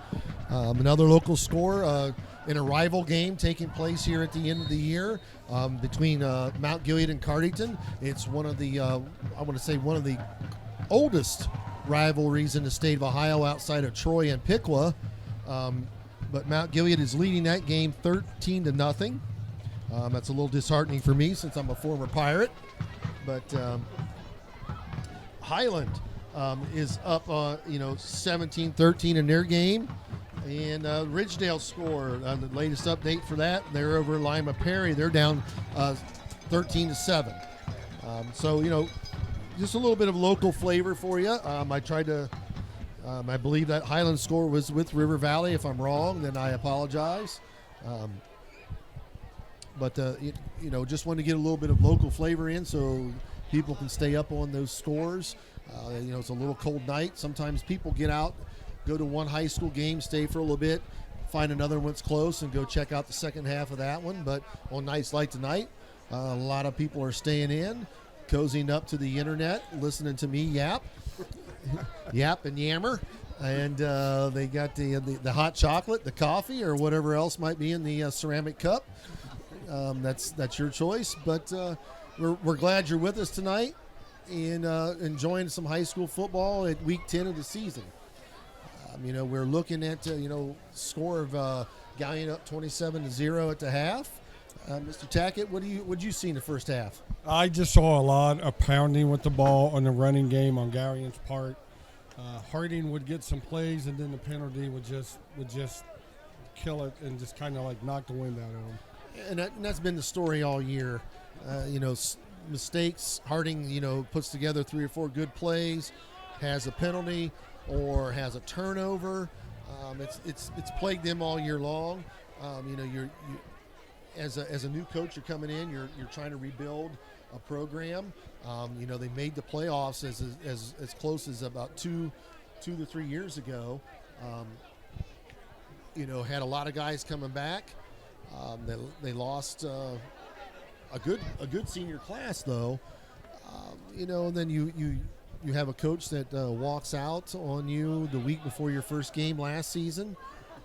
You have an interim coach take over, and then you hire a new coach this year. So you've got a lot of changes for these young men in terms of a system. And I think Coach Williamson is looking to build a program. He wants to build a program. He wants to be here long term, and he's going to need a little support from everybody around in the district to make that happen.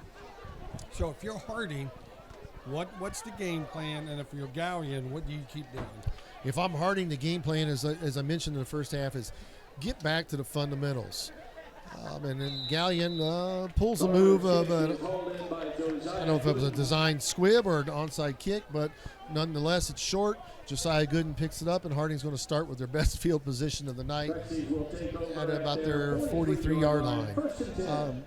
You hammer the fundamentals. At this point, you've got seniors. With the score the way it is, it's painfully apparent that you're probably not going to make the playoffs. So what you have to do is really love up your kids that are coming back next year, trying to get your seniors a little bit more stats in the book. If you're Galion, you're going to play some of your younger kids, but again, you want to make sure those younger kids are executing the fundamentals that you've coached for your schemes. Okay, so we got a motion. Alex throws, sets, and it's going to be, tipped, almost caught, but it's incomplete all the way around. That's going to bring up 2nd and 10. We can talk a little college football about tomorrow. You got a big game in the Big Ten, 2 big games in the Big Ten, depending on who you root for. But the biggest one probably tomorrow is Ohio State, Penn State. I'm not a Buckeye fan, but I'm even less of a Penn State's fan. So I'm going to pull for McCord and the Buckeyes to pull off the win tomorrow.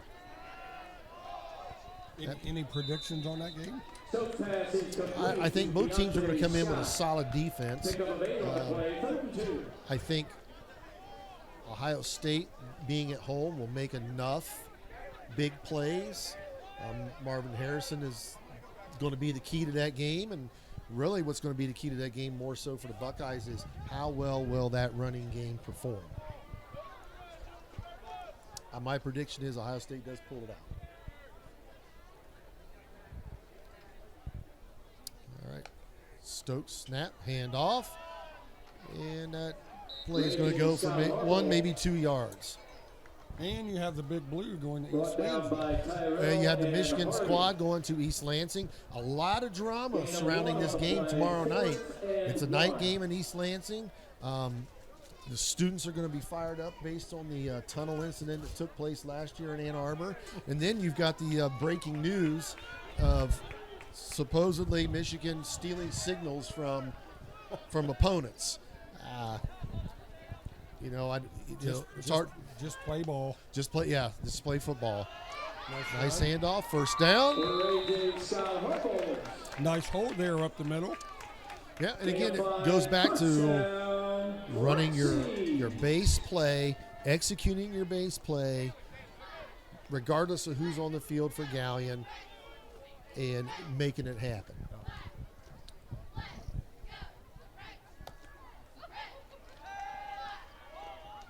Catch by Keontae Scott.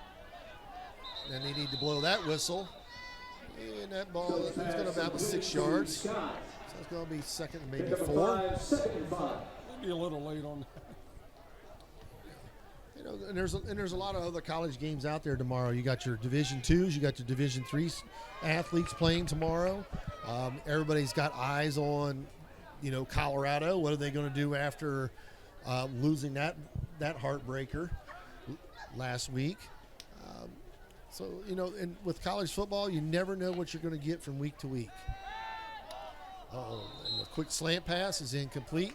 A little bit too far out in front. It looked like the receiver kind of paused a little bit. If he'd have kept going, there was a little bit when as a receiver and you're running that skinny post or that slant, you got to run it, and you got to run it knowing that you're probably going to get hit.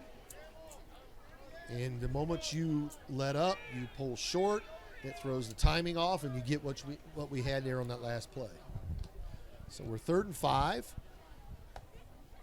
Stokes sets, throws deep to his right. That ball's going to be caught.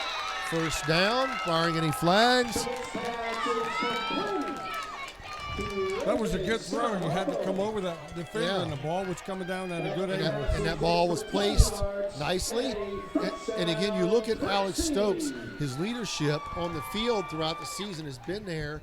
He's had good throws like that. Then he's had some head scratchers that you wondered, hey, Alex, my friend, what are you looking at?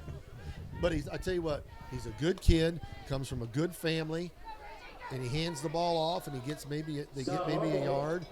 He's looking to go play at the next level. As soon as football season's done with him, he's going to probably take a very short break and jump right into the Harding basketball season. So he's an athlete all the way around, a good student, no discipline problems in the school. A coach at the next level is going to be very lucky to have a young man like him. Yep. So we have an empty backfield. Stokes rolls left, throws, and just a little over the top to Marquise Long, and then that's going to be incomplete. Pass intended for Long falls incomplete. Brings up a 3rd and 10. So we're looking at 3rd and 10.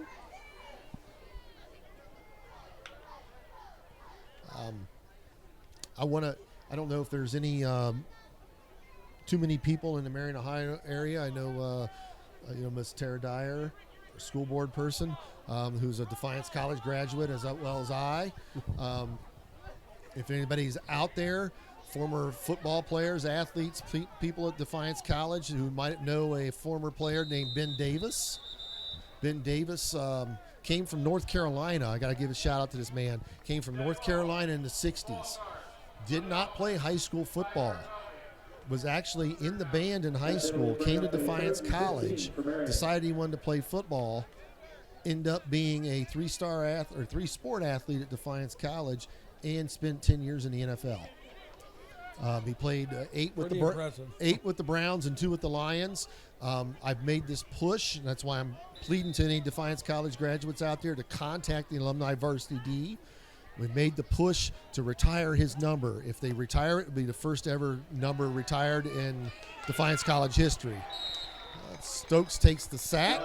That's going to bring up a 4th down and long, and at this point, you're probably going to take a shot and go for it. Once again, there's that momentum. You get the momentum, and then you get a false start, and then you get a sack, and then you're looking to rebuild again on 4th down. But to further talk about Ben Davis real quick, great individual at Defiance College, great athlete, great individual off the field.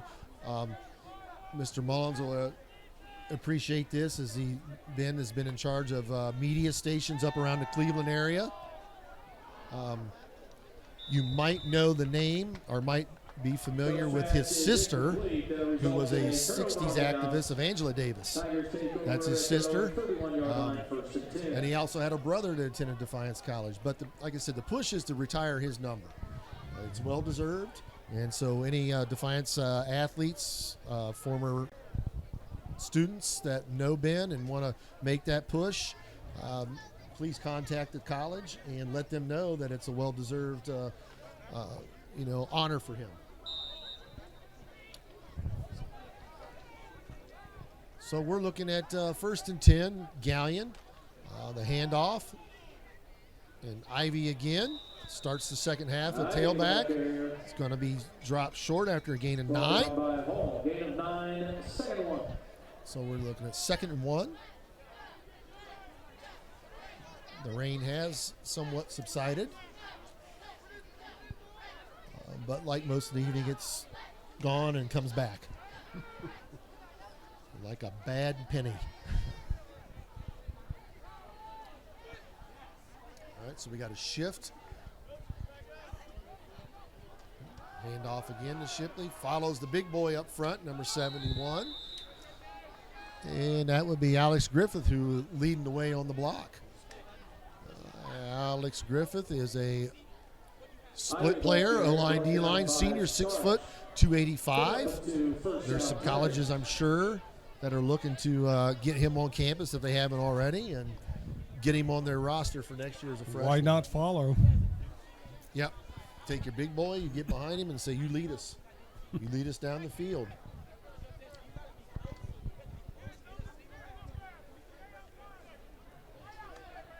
Okay, so we got the handoff again, and he's going to be stopped after a gain of maybe about 5. Ivy again on the carry. We didn't get any halftime stats, so I can't tell you how many yards that Ivy has rushing for the game. And Barkley picked up a 4 on the play, 2nd and 6. So we got 2nd and 6. And that clock is running rather quickly. We got a shift of the tight end and the wing back. Front formation to the left. Counter play. Been kind of the bread and butter play most of the night for Galion. And that's a play, when you install your offense and you know you're going to run counter, that's a day one play. Day one play, when I talk about that, is the first day of camp. Whether you're in pads, helmet, t-shirt, you're running that play. Why? Because you want the timing, and you're going to let your athletes know this is the one. No matter what they line up in, we're going to be able to run it and run it successfully.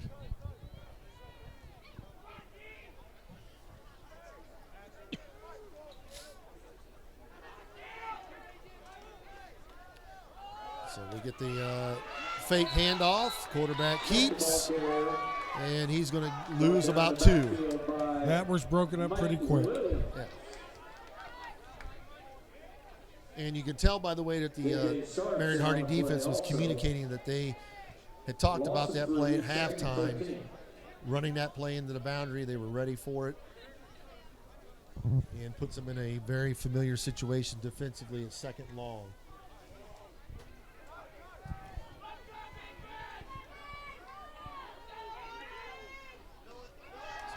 Again, Ivy on the carry. Gains of maybe 2. The way they're marking it, maybe 1, and it's going to bring up 3rd and about 11. Barkley and Keller gain it to 3rd and 11. And I think one of the things that you look at for Marion Harding's future is when you look on the sideline tonight, the numbers are thin. The numbers are thin. Whether that's by design or not by design, but you parents, relatives, encourage your young people to participate. Really, it pays lifelong dividends. You learn lessons. You learn a game, and you learn how to work with people. And that's a big skill when you talk about employers. When you talk with employers in our area, in the community, they want kids. They want people that come in and work with others. They have the skills, the soft skills, and athletics helps teach that. And being an educator, it helps sharpens your mind academically. No doubt. And you can look it up on Google all you want. It's statistically out there that students who are involved in athletics or extracurriculars, the numbers are there that says they are a little bit more economically successful in life. So you got an empty backfield with a timeout. You had 5 wide receivers. You had 1 at the bottom, 4 at the top, a quad set at top. The big key defensively when you're looking at that type of formation is, number 1, if you're playing man, you got to recognize who's 1, 2, 3. If you can count to 4 from outside in, you can figure this out. The other key to that is understanding who's eligible, who's not. In that formation, that set right there, I believe when you had everybody on the line down at the bottom of the top, everybody was eligible. So with the timeout, do you think they'll come back with that? It's a possibility. They may want to run that set just to get a practice, knowing that they're going to go into playoffs, pull that set out, and then give whoever their first round opponent is something to sit down and think about and coach up during the week. And they may not run it at all next week. So they come out with no set. Again, you got the run-heavy formation. Looking to punt. Oh, we're looking to punt. 4th down, so that's why it looks a little run-heavy. Oh, we have the fake. 13 takes it. He's going to cut back against the grain, get it into the end zone. Touchdown, Galion Tigers. Sam Evans for the Galion touchdown. And that fake was taken by Sam Evans, a sophomore, 5'10", 155. So you take your 4 receiver look, timeout, come back with the fake punt, and run it for a touchdown. Some coaches, some people may be thinking out there in the land, you're up 27-0. You've clearly dominated this game. Why run the fake? It's a philosophy by coaches. I personally wouldn't have run it, but everybody's philosophy is a little bit different. He may be thinking too, if we can get up on it by that certain amount, the extra point is up and it's good. And he may have a set of young kids out there that he might be trying something there. You never know from a coaching perspective. We got a sophomore that takes the fake and gets a score.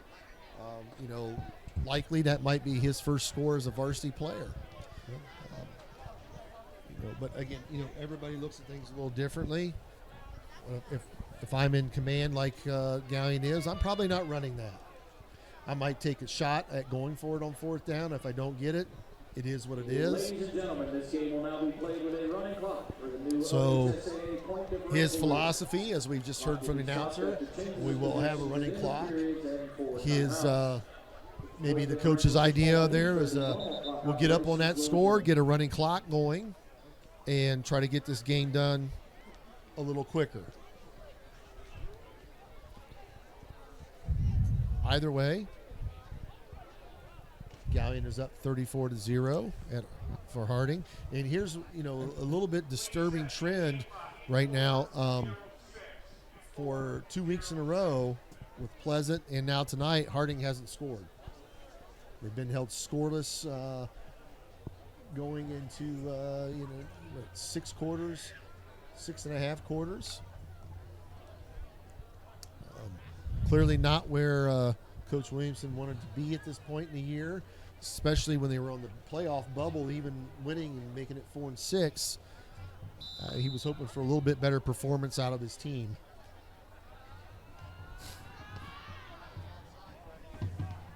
And that ball is going to be picked up and returned to about the 29-yard line. So that's where Harding will start 1st and 10. The clock's running here with 3:50 in the third quarter. Well, a good sight to see is umbrellas are put up. Yeah. I mean, you can see a little bit of moisture in the air, but I mean, it's more of a mist than it is a heavy downpour.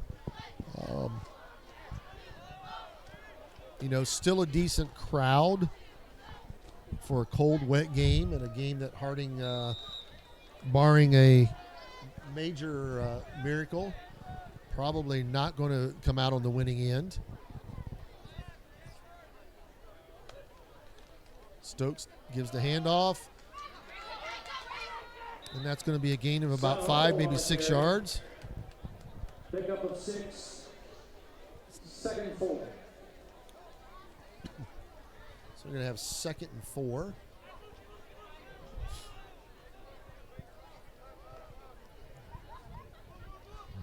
And as a confident boost, and maybe the way to end the season, you're looking for Harding to try to get something on the board. You could go into the season with a little bit of momentum and say, hey, we got some points up on a playoff team.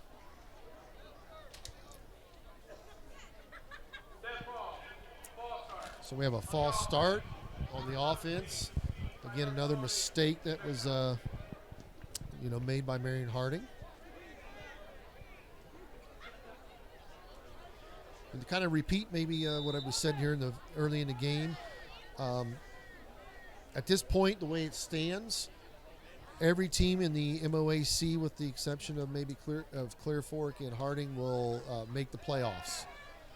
So you have Galion's in, Shelby will be in, River Valley's in, Ontario, Highland, and Pleasant. They all gained. They were all gained and confirmed a playoff spot. And then that's got a lot to do with the expansion on the playoffs.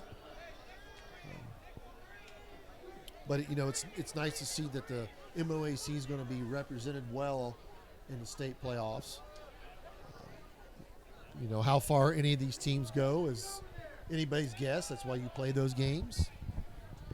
Stokes throws on the post, caught by Pennington. Going to gain about 11. That's a good first down. It's going to be a first down. 12 and a first down, Prexy. And when you look at the season overall, Harding has had highlights of the season. So John Mullins and I have talked about it earlier. In the season, there's flashes. There's flashes of them showing what could be. Dalen Bullard takes the pass, gains 0 on the play. Going to bring up 2nd and 10. There are things to definitely build upon in the offseason. I think the biggest thing that Coach Williamson is going to have to really emphasize is if you are not involved in another sport, then you need to be in off-season conditioning programs. It's just the way of the world. It's the way of athletics now, whether it's high school, college. Stokes sets, throws deep, and that's going to be overthrown and incomplete. Stokes pass intended for Ray J. Scott. Our ball falls incomplete. He had him down the sideline at least a half a step, easily. So that's going to be a 3rd and 10 clock. That will probably run out the clock here in the third quarter. But as I mentioned, if you're in the offseason and you want to play football and you want to get better, you got 2 jobs. One job is to take care of your academics, because you can go to the weight room, lift, and be the biggest guy you can be, but if you're not eligible, it means nothing. Second is get yourself in the weight room, get yourself into the conditioning programs. If you decide that later on you want to do a sport in the spring, track, baseball, you're ready. You're ready to participate. You've got the skill set that you need to go out and compete effectively.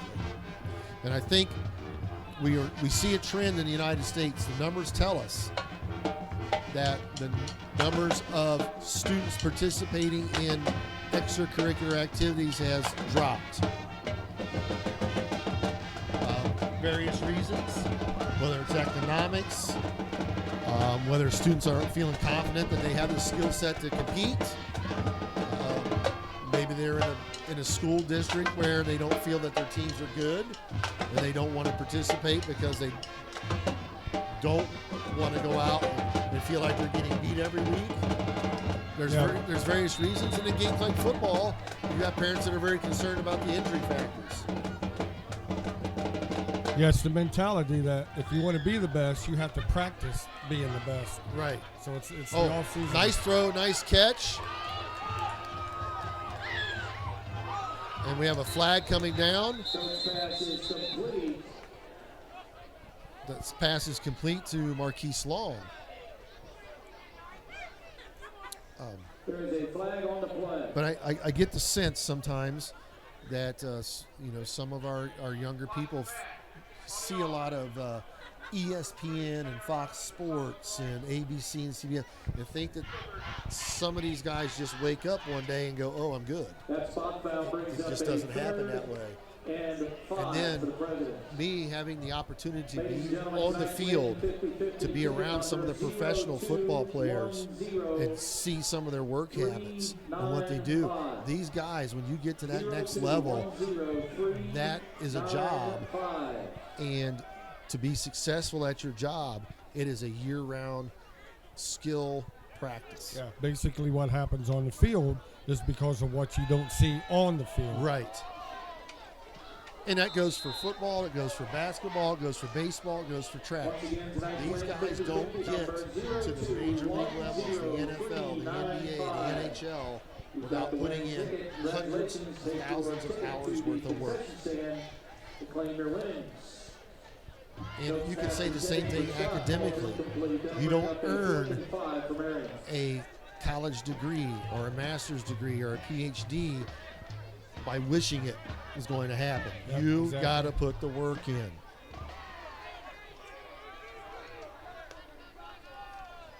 Stokes sets, he's looking left,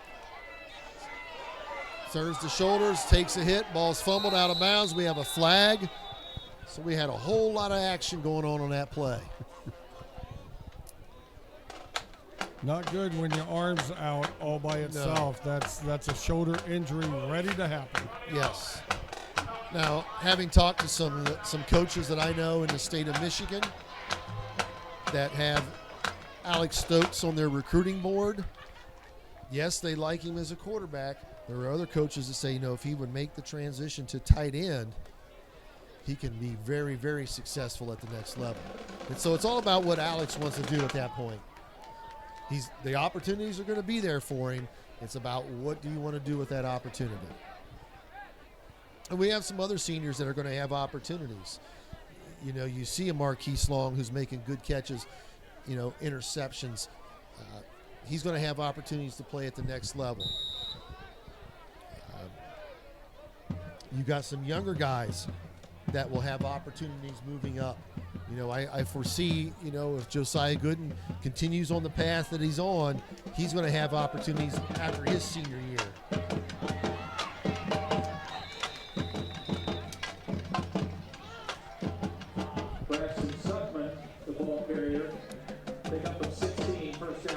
And Stuxton was the ball carrier on that play. He's a sophomore getting into the game tonight. As much as suspected that Galion is playing a lot of their younger players at the skill positions. Some of their offensive linemen are still in. They're sprinkled in with some of the younger guys to help with some leadership things on the field. Stuckman again on the carry. No gain, so we're going to have 2nd and 10.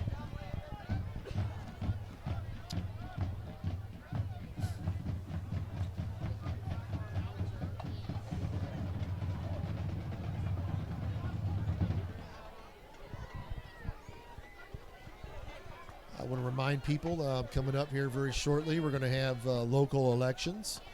So, exercise your right to vote.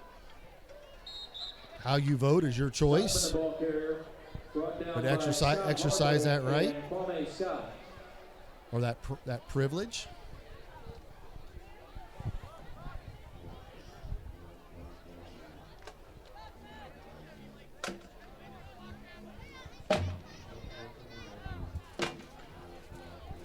And, families, aunts, uncles, grandparents, moms, dads, if you're looking to help with Marion City Schools and make a difference, stop in, call the school, ask them how can I volunteer? How can I be involved to help with the schools and help with the students?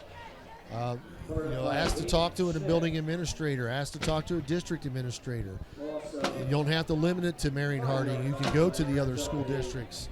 If you've got nieces and nephews at Elgin, Ridgedale, River Valley, stop in and ask, hey, how can I volunteer? How can I help?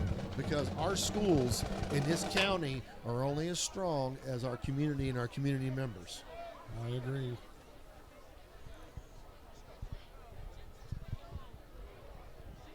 We have about 6:50 left in the game. 34-0 Galion. Again, Galion coming in with the heavy run set. Now they make the shift. Hand off again. It's going to take it to the edge. And again, you look at what the running back did to the Harding defensive back. The Harding defensive back initially had the leverage, but the running back put the foot in the ground, gave the little fake, broke the leverage, and then popped it back outside for another 2 to 3, 4 yards. So that is young people listening to their coaches on how to play the position. And Harding's only going to get better next year through camps, through off-season conditioning, and understanding how to play the game better.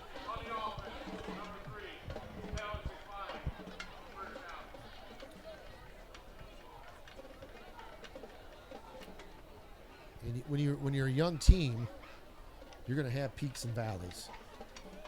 And unfortunately tonight for Marion Harding, there's been more valleys than there's been peaks.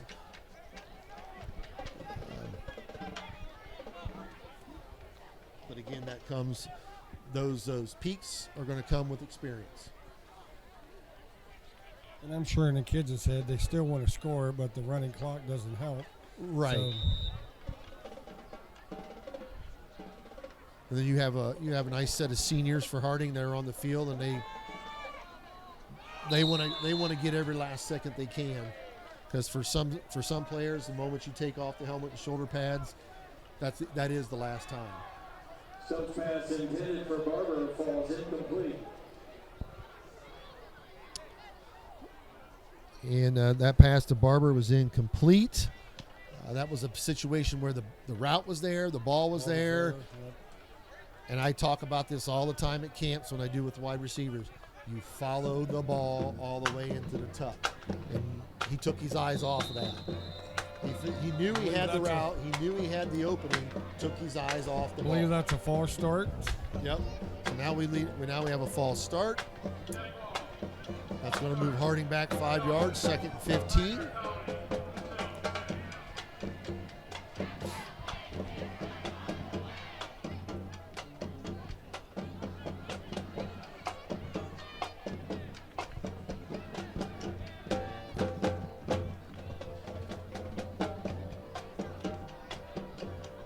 So we're looking at Stokes throwing it deep again. That ball's going to be incomplete, well overthrown.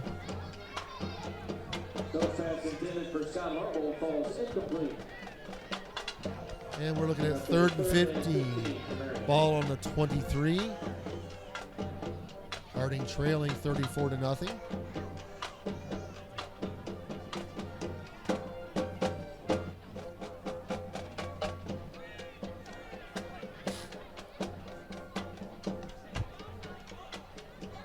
Stokes throws again, and through the hands of Keontae Scott, and that's incomplete. bring up a 4th and 15 for Marion. So as this season comes to a close, it's been a quick season, believe it or not. I mean, it seems like just yesterday we were up here in the box doing this, and we were sweating and drinking a lot of water because it was so hot. We were talking about the Marion Popcorn Festival. Of course, Mr. Krosky doesn't have his first down fireworks out here tonight, but we were talking about those. It's been a fun season. It's been fun for me as a first-year person on the air and doing the broadcasting. Looking forward to continuing that going into next year. I know basketball season's coming up, so hopefully if there's somebody out there that can do a much better job than what I did with basketball for basketball season.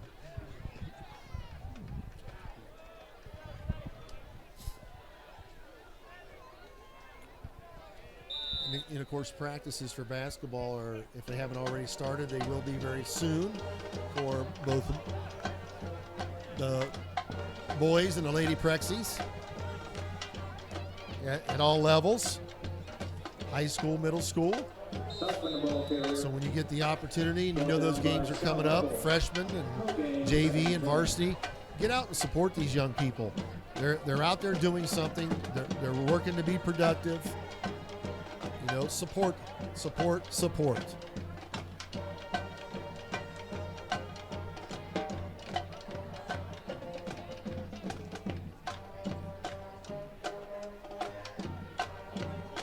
about 2:35 left here in the game.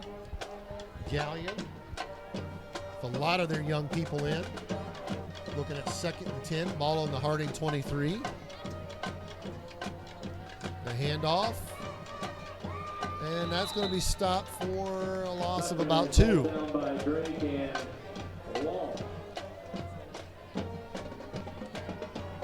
So I do want to thank all the students that have been able to make it up here during the season and help out. I want to give a thanks to our band directors for the great halftime shows that we've seen this year, both home and on the road. We give a thanks to all the coaches, whether football coaches, cross country coaches, volleyball coaches, golf coaches, for the effort that they put in for the fall seasons.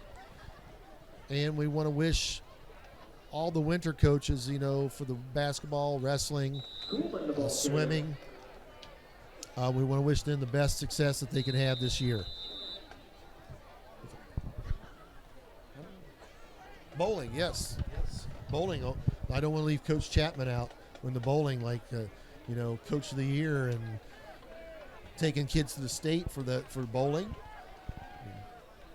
They put in the work just like anyone else.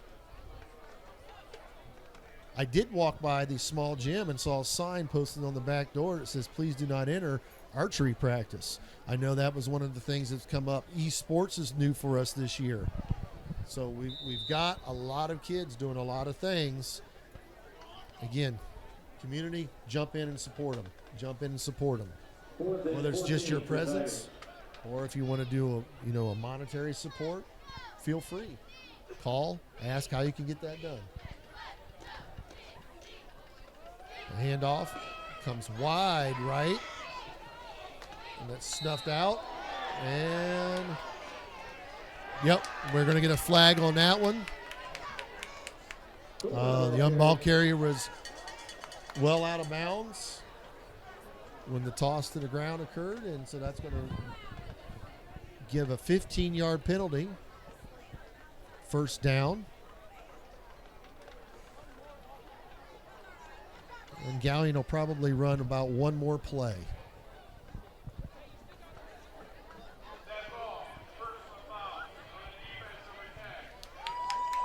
I want to give a thanks to Mr. Tackett here beside me tonight for helping with the camera and then jumping in on a little bit of broadcasting.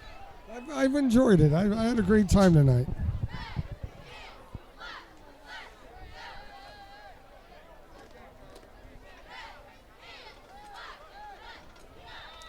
We're We're now down under 10 seconds. And again, this will probably be the last play of the game if Galion decides to snap the ball. 2-1, and they're going to sound the horn, and that'll do it. That'll wrap up a 10-game season for Marion Harding. They'll finish the season at 3-7. Galion will flip that script and go 7-3.